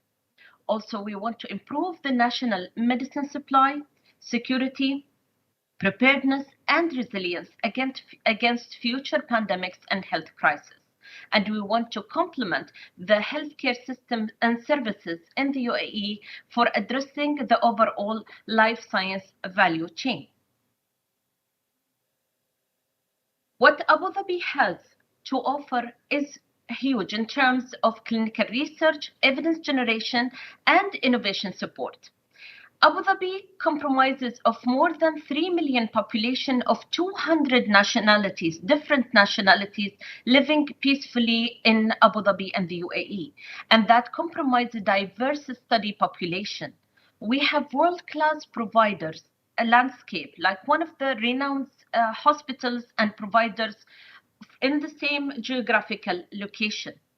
We have reputable academic institute. And most importantly, we have abundance of healthcare data with modern e-health and electronic health system across the whole spectrum of healthcare providers, from small pharmacies to the largest tertiary hospitals. We have a very robust, agile, and enabling regulatory system. And we have one of the shortest time for approval for IRB for clinical trials worldwide. We take around 8 days for clinical trials to be reviewed and approved by a centralized IRB board. We have strong connectivity and strong infrastructure that create a hub for a connection between Asia, Europe, and the rest of the world, which re-emphasize on the service offering that we offer in Abu Dhabi. The future outlook of the healthcare R&D in Abu Dhabi, we are improving the regulatory flexibility, being agile regulator in this regard. We are focusing on personalized and the next gene therapy. As mentioned by my colleague Mohammed, we are embarking on one of the largest genomic program in the world by having to sequence more than 1 million gene of a UAE national in a single program. And that should be the foundation for transformation of Abu Dhabi to be a life science hub for innovative therapies and clinical trials. We are increasing the use of digital technology, AI, and to have a real-world evidence access to the data. Adopting and scaling the use of transformative approach, we are investing in building research and innovation capabilities and capacity, and continuing the collaboration with ecosystem partners. We are also supporting acquiring and retaining healthcare life science talent. If we look at Abu Dhabi and the UAE in terms of investment for the pharma industry market, we found that the UAE ranked #1 in the region for the risk reward index. That means there is a high reward for pharmaceutical companies to invest in Abu Dhabi and the UAE, and there is a low risk for them to invest here. We are also ranked globally. Out of more than 100 countries, we are ranked in the 25th level, which is very attractive for the region and for the pharmaceutical companies to invest in the UAE and in Abu Dhabi. About the pharmaceutical industry foresight. You know, the landscape for the pharmaceutical industry has completely changed. The pharmacogenomics research has fulfilled its promise, and now it is a core part of the industry. We are supporting the personalized drug tailored to individual genetic profile, and this will be accounting for a large portion of the industry revenue in the future. Will increase the importance of the prevention and replacing the traditional treatment. This is why we think we are moving toward the reinventing pharma by becoming more personalized, supporting personalized medicine and becoming a market mainstay. For the medtech also domain, and Abu Dhabi also are ranked #1 in the region for the high reward, low risk index for the investment in the medtech field. This is very attractive, and also we rank across the world, we rank #42. So in the region, in the MENA region, the UAE and Abu Dhabi ranked the top and #1 for the investment of medtech in healthcare. We are always looking at the horizon and moving toward a key trend and mega trend that is happening worldwide. And the key areas that we are focusing on for the non-technological trend are preventive care, value-based care model, emergency preparedness, and we are focusing on also demographic shifts, whether it is for climate change and increased urbanization and chronic care. Also, we are working to support the public-private partnership for the delivery of healthcare. Also, we are thinking about and we are working toward the universal versus non-universal provision of healthcare for sustainability perspective. We're working on establishing projects of center of excellence and increasing the adoption of therapeutic area disease like oncologies, chronic diseases, diabetes, and others. For the technology key trend that we are supporting, we are moving toward personalized medicine and capitalizing on the program of the Emirati Genome Program for encouraging the cell and gene therapy using the next generation sequencing. Also, we are seeing the rise in biologics like the biosimilars and the lab-grown organs in which we are actively supporting. Also, we are enhancing the utilization of medtech in our healthcare services. And we are working towards sustaining the acceleration that happened during COVID and post-pandemic era in order to wrap up investment in digitalization and accelerating of digital health and telemedicine for the public. Smart hospital is a no-brainer in terms of the key objective as a target to have the hospital be more smart and using the latest technology and scale up the capabilities of the healthcare professionals.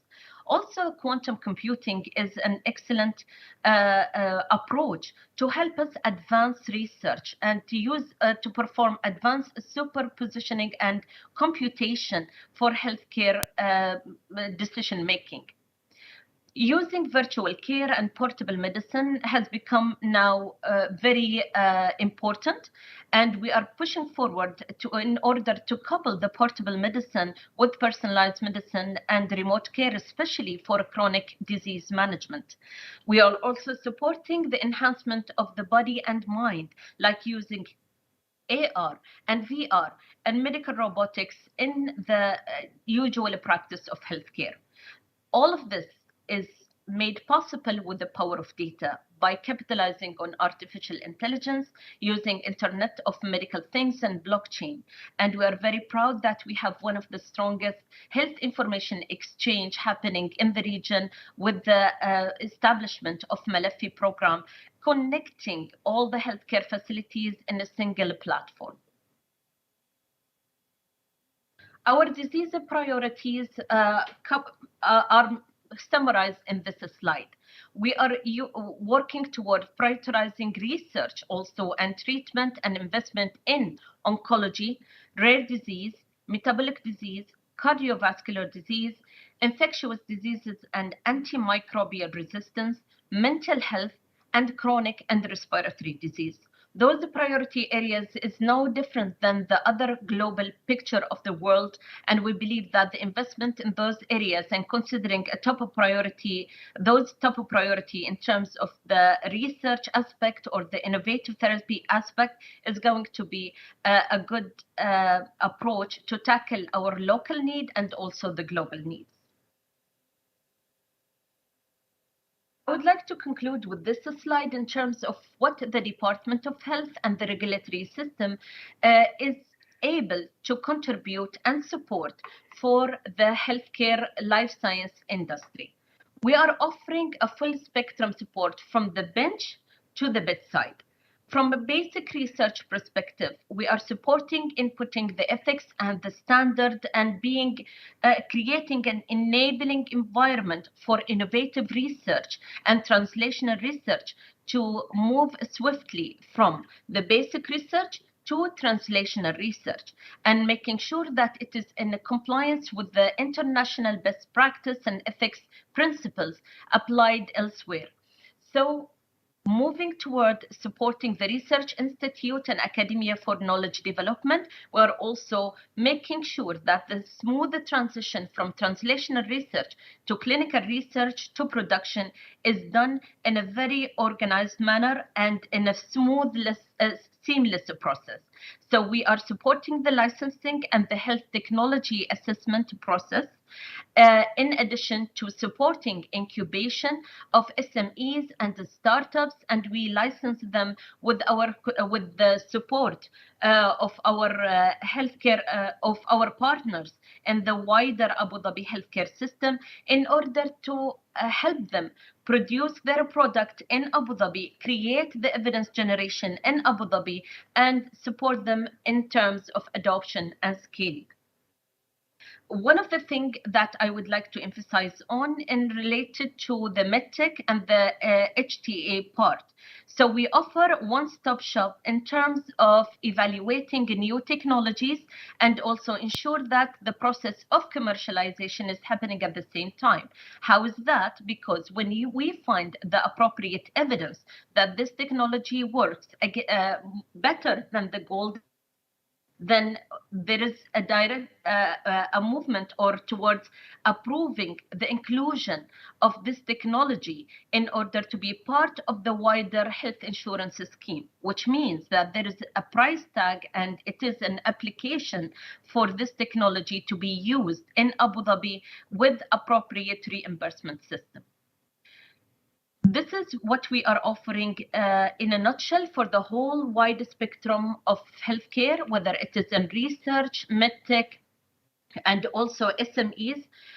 We are also welcoming the life science industry partners, the pharmaceutical companies, to come and avail the opportunities in Abu Dhabi with the Department of Health, with Abu Dhabi Investment Office, and the wider scope of Abu Dhabi ecosystem that will ensure that together we will work to find the challenges or the solution for the challenges of our healthcare system. Thank you very much.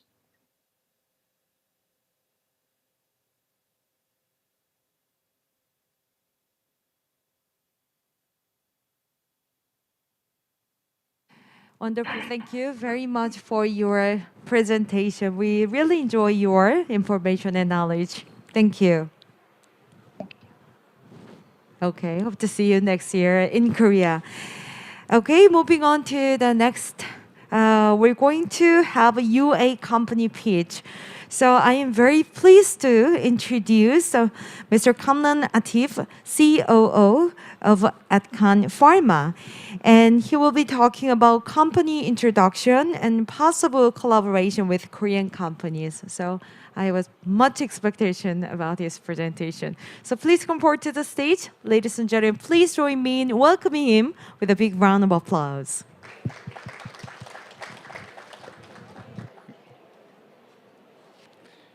Good afternoon, everybody. I'm Kamran Atif, Chief Operating Officer from Atkan Pharma, Abu Dhabi.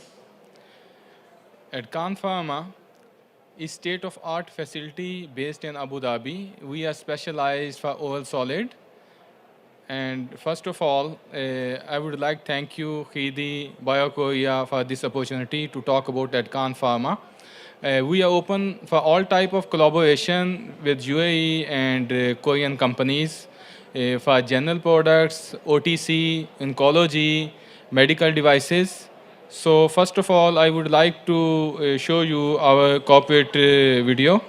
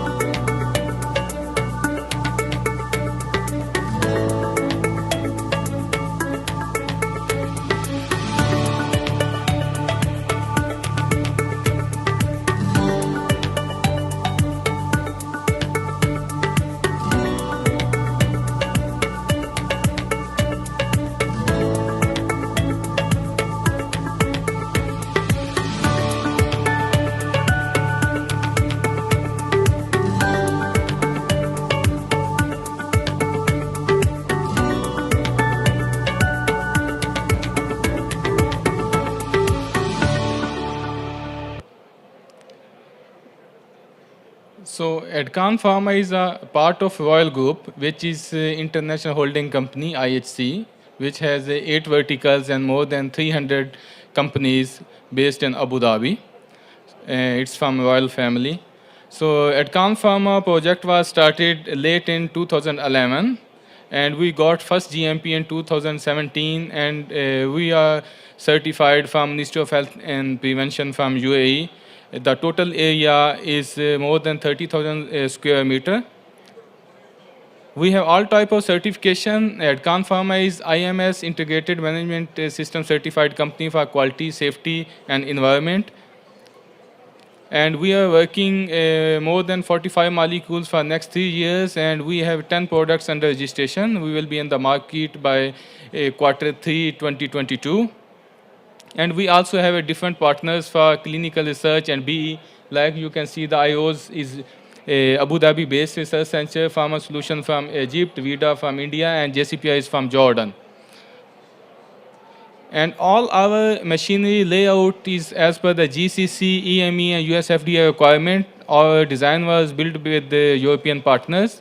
All our machinery is from Germany or Italian companies. Like you can see, granulation is from GLAT, EMA, and compression, capsule, and ballisting is also from EMA, Italian, and coating system is from GLAT, Germany. And we have a capacity more than 300 million tablets in the single shift. And as we are a non-sterile facility, we can operate in 3 shifts easily. So we also have implemented very strong and robust supply chain management system. We have SAP. It's #1 ERP system in the world.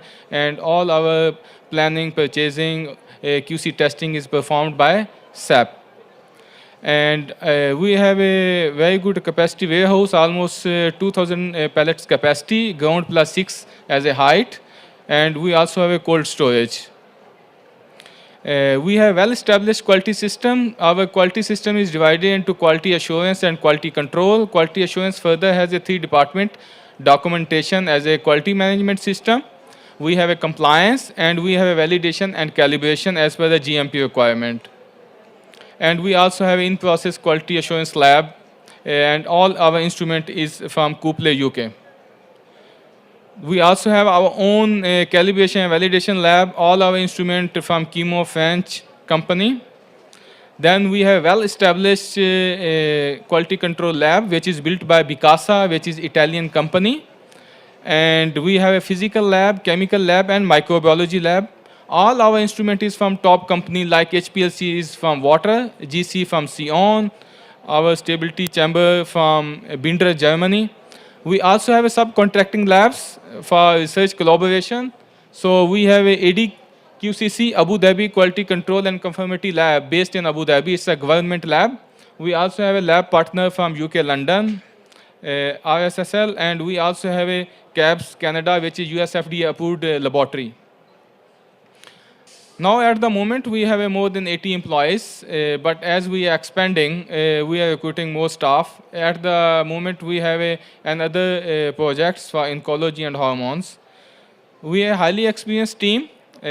As per MOH UAE requirement, we should have a legal and key position. All our staff is more than 20 years experience, and our CEO, Dr. Zudi, has more than 40 years experience. And all our staff has a experience in GCC, working in Saudi Arabia, Jordan, all these countries. Then our HVAC system is also from Euroclima, Italian company. Our water system, Rimoen, Italian company. And we have all online sensors for like a TOC from GE, conductivity, pH meter. We have a BMS from Siemens. All our HVAC, water, everything is monitored by BMS, Building Management System. And we have a control room. Then Adcan Pharma is expanding. We have a second facility under construction for oncology, and we have a third facility under construction for hormone. And Adcan Pharma will be the first in the UAE and Middle East having local manufacturing made in UAE for oncology and hormone. And we are working on some innovative projects like green tech cannabis and biopharma, oral insulin, and Boston Biopharma sevoflurane. And we are working for the vitamin B3 derivative nicotinic acid riboside, which is with the collaboration of US partners. And we also have some partners for contract manufacturing, Boston Biopharma USA, Abbott USA, Hatero India, and Pharmathin from Greece.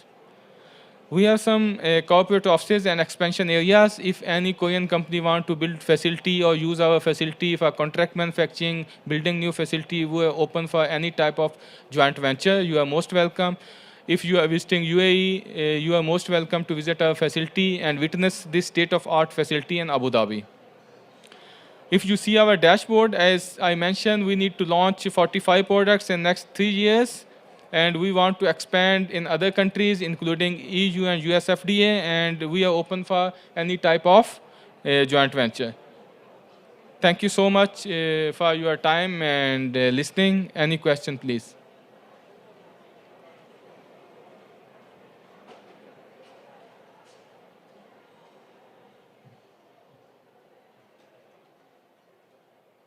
Any questions from his presentations?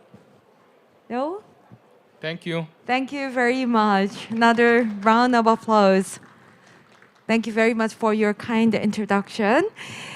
Okay, so the next presenter, Dr. Magdi Fahmy, CEO of Life Pharma.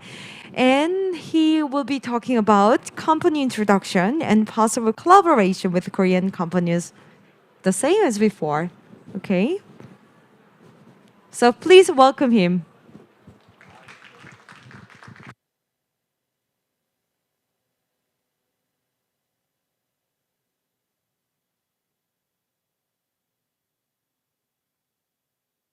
Hi, good afternoon. Thanks a lot for the invitation to be a speaker here with this valuable conference, which is really amazing. And for sure, I have to thank you very much, KIDI, with the office in Abu Dhabi, who is helping a lot for collaboration between Korean company and the UE company. So this is an amazing collaboration. We have to start to introduce our company and why Life Pharma here in Korea and why Korean company should be in GCC. I will speak within 10 minutes, a brief about the company, the combination between the Korea and KIDI office in Abu Dhabi for helping the collaboration and to make Korean company in UE. This is a brief about myself. I don't like to go in details, but this is a facts that already I'm here and I'm CEO for Life Pharma, almost 30 years working in pharmaceutical company in Emirates. And alhamdulillah, we are getting a successful story with Life Pharma. I'm not speaking about only UE, because UE is a gate and introduction for all Middle East, or at least for GCC, Gulf countries. So here we will mention why UE and why Life Pharma. Very simply, GCC countries is politically stable. You see everywhere there is a stress political-wise, but in Saudi, UAE, Kuwait, Bahrain, Qatar is considered as a stable economically and stable politically, which is very important. Safety always is first. If there is a secured countries, there is a business and there is a flaring in the business and there is a growth in the business. UAE, why? UAE, because already UAE is main business hub for the region. UAE is the GDP is 3.4, and by 2022 it's expecting to be 4.6, which is considered amazing results. So why again UAE? Because UAE social-wise we have more than 200 nationality.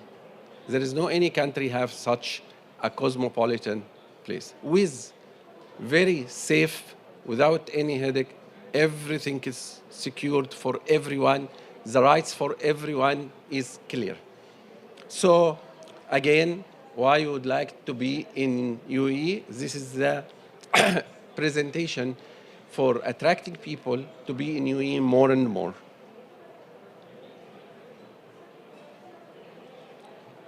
Here we speak about the pharma business. Pharma business in GCC, almost 10 billion USD. I think is attractive market to be with a 10 billion USD.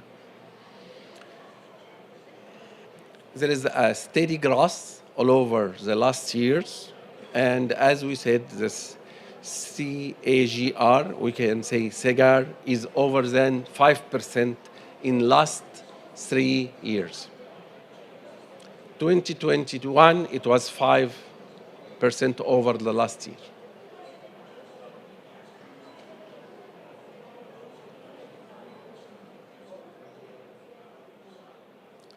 Here is the regulation. In each country, in any business, we should start with the, the registration, regulatory. UAE is afford for everyone, easy to reach to registration. Maybe some requirement, but is easy to achieve this requirement. And next years, it will be more and more easy and flexible to attract more Korean company. We start now with a medical device, and we are going with the pharma next couple of years. Especially Korean company, the technology and the quality, it proves that it's very high quality. So I think within a couple of years, it will be more and more business with Korean company, especially also you are invest a lot in bio and in oncology products, which is already the main reason to go to GCC. The number of clients or number of patients suffer from cancer is very high, and the demand for similar products is required and needed.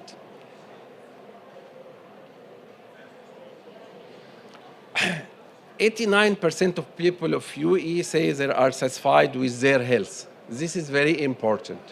That's already insurances will become more and more in UAE.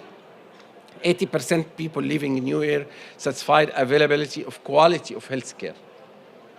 What does it mean? It means a lot that the people, you know, everywhere, even if you go to UK, US, there is a lot of waiting list for the patient if you're going to hospital or going anywhere. In UAE, there is a fast track, and there is 89% satisfied with the health provider and the health sector, which is added value for all GCC. Here I will focus in UAE, focusing in encourage the manufacturing in UAE. What does it mean? It means, as we are a live pharma, we'll give you the details about live pharma. Once there is a collaboration with any Korean company, we start with the business model, which is very famous business model, to start with trading from Korea, and within 1 year to change to be secondary pack, and within 3 years to be tech transfer. This is the business model which is very famous in GCC. So the regulatory and the authority in GCC encourage to be UAE manufacturing. So this is the business model and this expectation with collaboration with Korean technology and know-how. Here, maybe I go more technically about Life Pharma. Life Pharma is an organization. The owner, he is Dr. Shamshir Vailil, and he have almost 24 hospitals all over the UAE and 1 hospital all over the Saudi, which is considerable, almost 30% of business of healthcare, of number of patients and number of employees working with this, a huge organization. We don't have any other competitor. For sure there is a competition, but there is no more than 24 hospitals all over the UAE, which is considered 30% of business of health sector.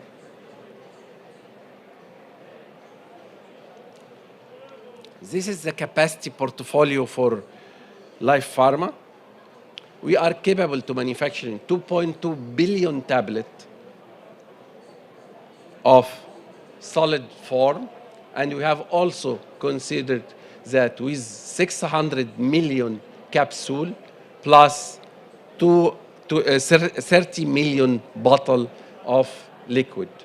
which is considerable, is higher capacity in our region. For sure, everyone who is going to the pharma, which is pharma, should be zero threshold. They are looking for the certificate. They are looking for the quality. We are secure the quality. This is the roadmap from 2011 till 2022. We start with GMP, then we reach to 2017, we got US FDA, and which is important that we already have NDA for 4 products for America, US FDA, and we export to Canada, 9 products with collaboration with Canadian companies considered #1 in Canada. It's called Apotex. And we are now going with some other company in region, Indian company, by similar company. It's important also NATCO and Stride, which is in Australia and in India and Poland company. Again, as we mentioned, UAE is a hub for collaboration with all the worldwide. We are here to collaborate with a Korean company and to prove that with a certificate that Life Pharma is different than any other country, other company in the region, that we are the only company in UAE have US FDA approved. And we have 4 products for you to export in USA, and we have 9 products Canada, 2 products Australia, 4 products for UK market. So when you collaborate with UAE or with Life Pharma, you are capable to enter the market of US, market of Europe, market of Australia, and also we have a Russian GMP, but these days the Russian, we are focused with Europe and America. Our business turnover is 20 million US dollar, and 22 is expecting 27.5, and I think we'll reach to 30 million because the first 5 months we reached to almost $18 million.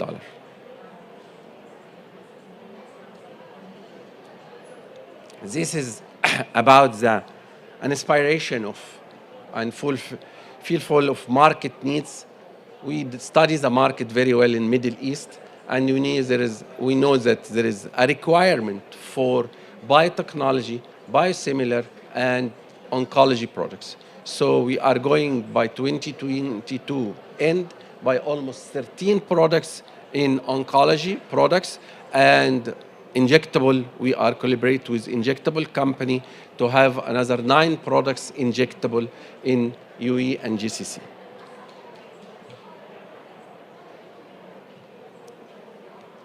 Here we are brief, but does it mean that we are mentioned here some company in Korea that we are only focused with this company? We got some data about the Korean company. We hope to collaborate with them. Cilitrion company. I'm sorry if there is a pronunciation of the company is wrong, and anyone from Cilitrion come to me to tell me what is the pronunciation is good or wrong, because Korean people, they sure know better than me. But we are interested to collaborate with them with biosimilar and new drug, even with a small molecule, because already they have a different small molecule than what we have. This is the proposal from our side to collaborate with Korean company, and we are very interested with such a molecule. We study the molecule and the potential in GCC and Middle East, and we find these products, there is a high affinity and a high requirement in the Middle East. So this is a brief about what we need from some of Korean company, and we start with Cilitrion, and other company is Chongqing Dang. I don't know, please correct me if I'm wrong. So also, we are focusing with anti-cancer, new drugs, anti-bacterial, and autoimmune disease. Because already you have for osteoarthritis a unique products. It's not there in the market, and we are very interested also to introduce this product in the market of GCC. as I mentioned before, is not only UAE, it's a gate for all Middle East or GCC. Here I need a support. It's ISO-ABEX or ISO-ABEX. Whatever, this is the company. We are very interested. I hope that somebody from the company is here. I have a meeting, I think, by tomorrow with this company to start to work with them. But again and again, before I leave the stage here, what I put is a proposal, but any company in Korean, they have a unique products. We are very interested to help them to be in the Middle East.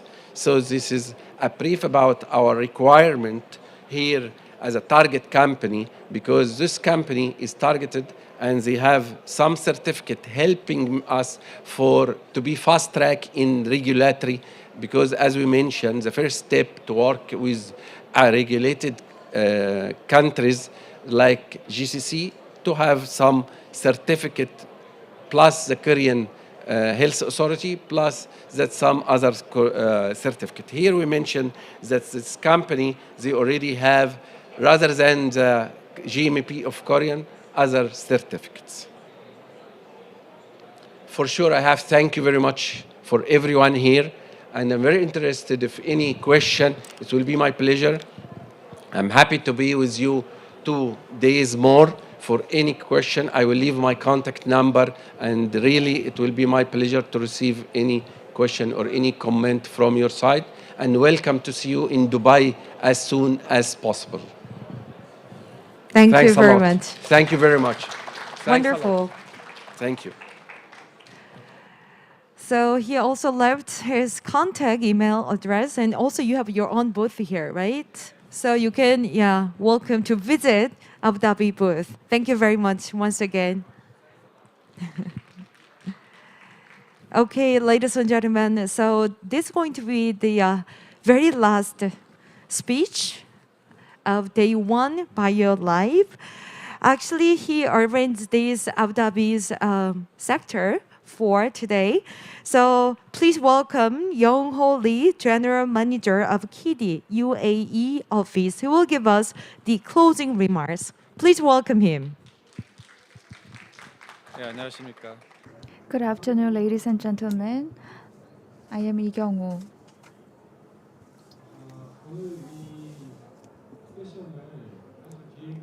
Today, we planned for this session. In the past, Korean companies tried very hard to export their products to UAE. If you look at the trend of the market and the trend of the Abu Dhabi government, we can export our products to Abu Dhabi to have business relationship with the country, or you can have collaboration with the companies in Abu Dhabi. That's why we prepared this Abu Dhabi session in today's forum. And pharmaceutical companies, if they have a plan to advance to the UAE market, please contact us. We will provide the full support for you to do that. Thank you very much for your attention. Today, and then we would like to work together. So, 오늘 감사합니다. Thank you very much. Would like to work together 이라는 말씀으로 오늘 마무리해 주셨습니다. Thank you very much for your closing address and also your wonderful support and effort. So, ladies and gentlemen, once again, thank you very much. This concludes the first day of Bio Korea 2022 Bio Live. We would like to thank all the presenters and everyone who has joined this session. So, also, Bio Live will continue tomorrow as well at the same location here from 10 a.m. to 5 p.m. So we ask for your interest and participation for tomorrow's session as well. So, ladies and gentlemen, once again, thank you very much. This will be the end of day 1 Bio Live. I am the host, Kim Kyung-mi. See you tomorrow. Thank you.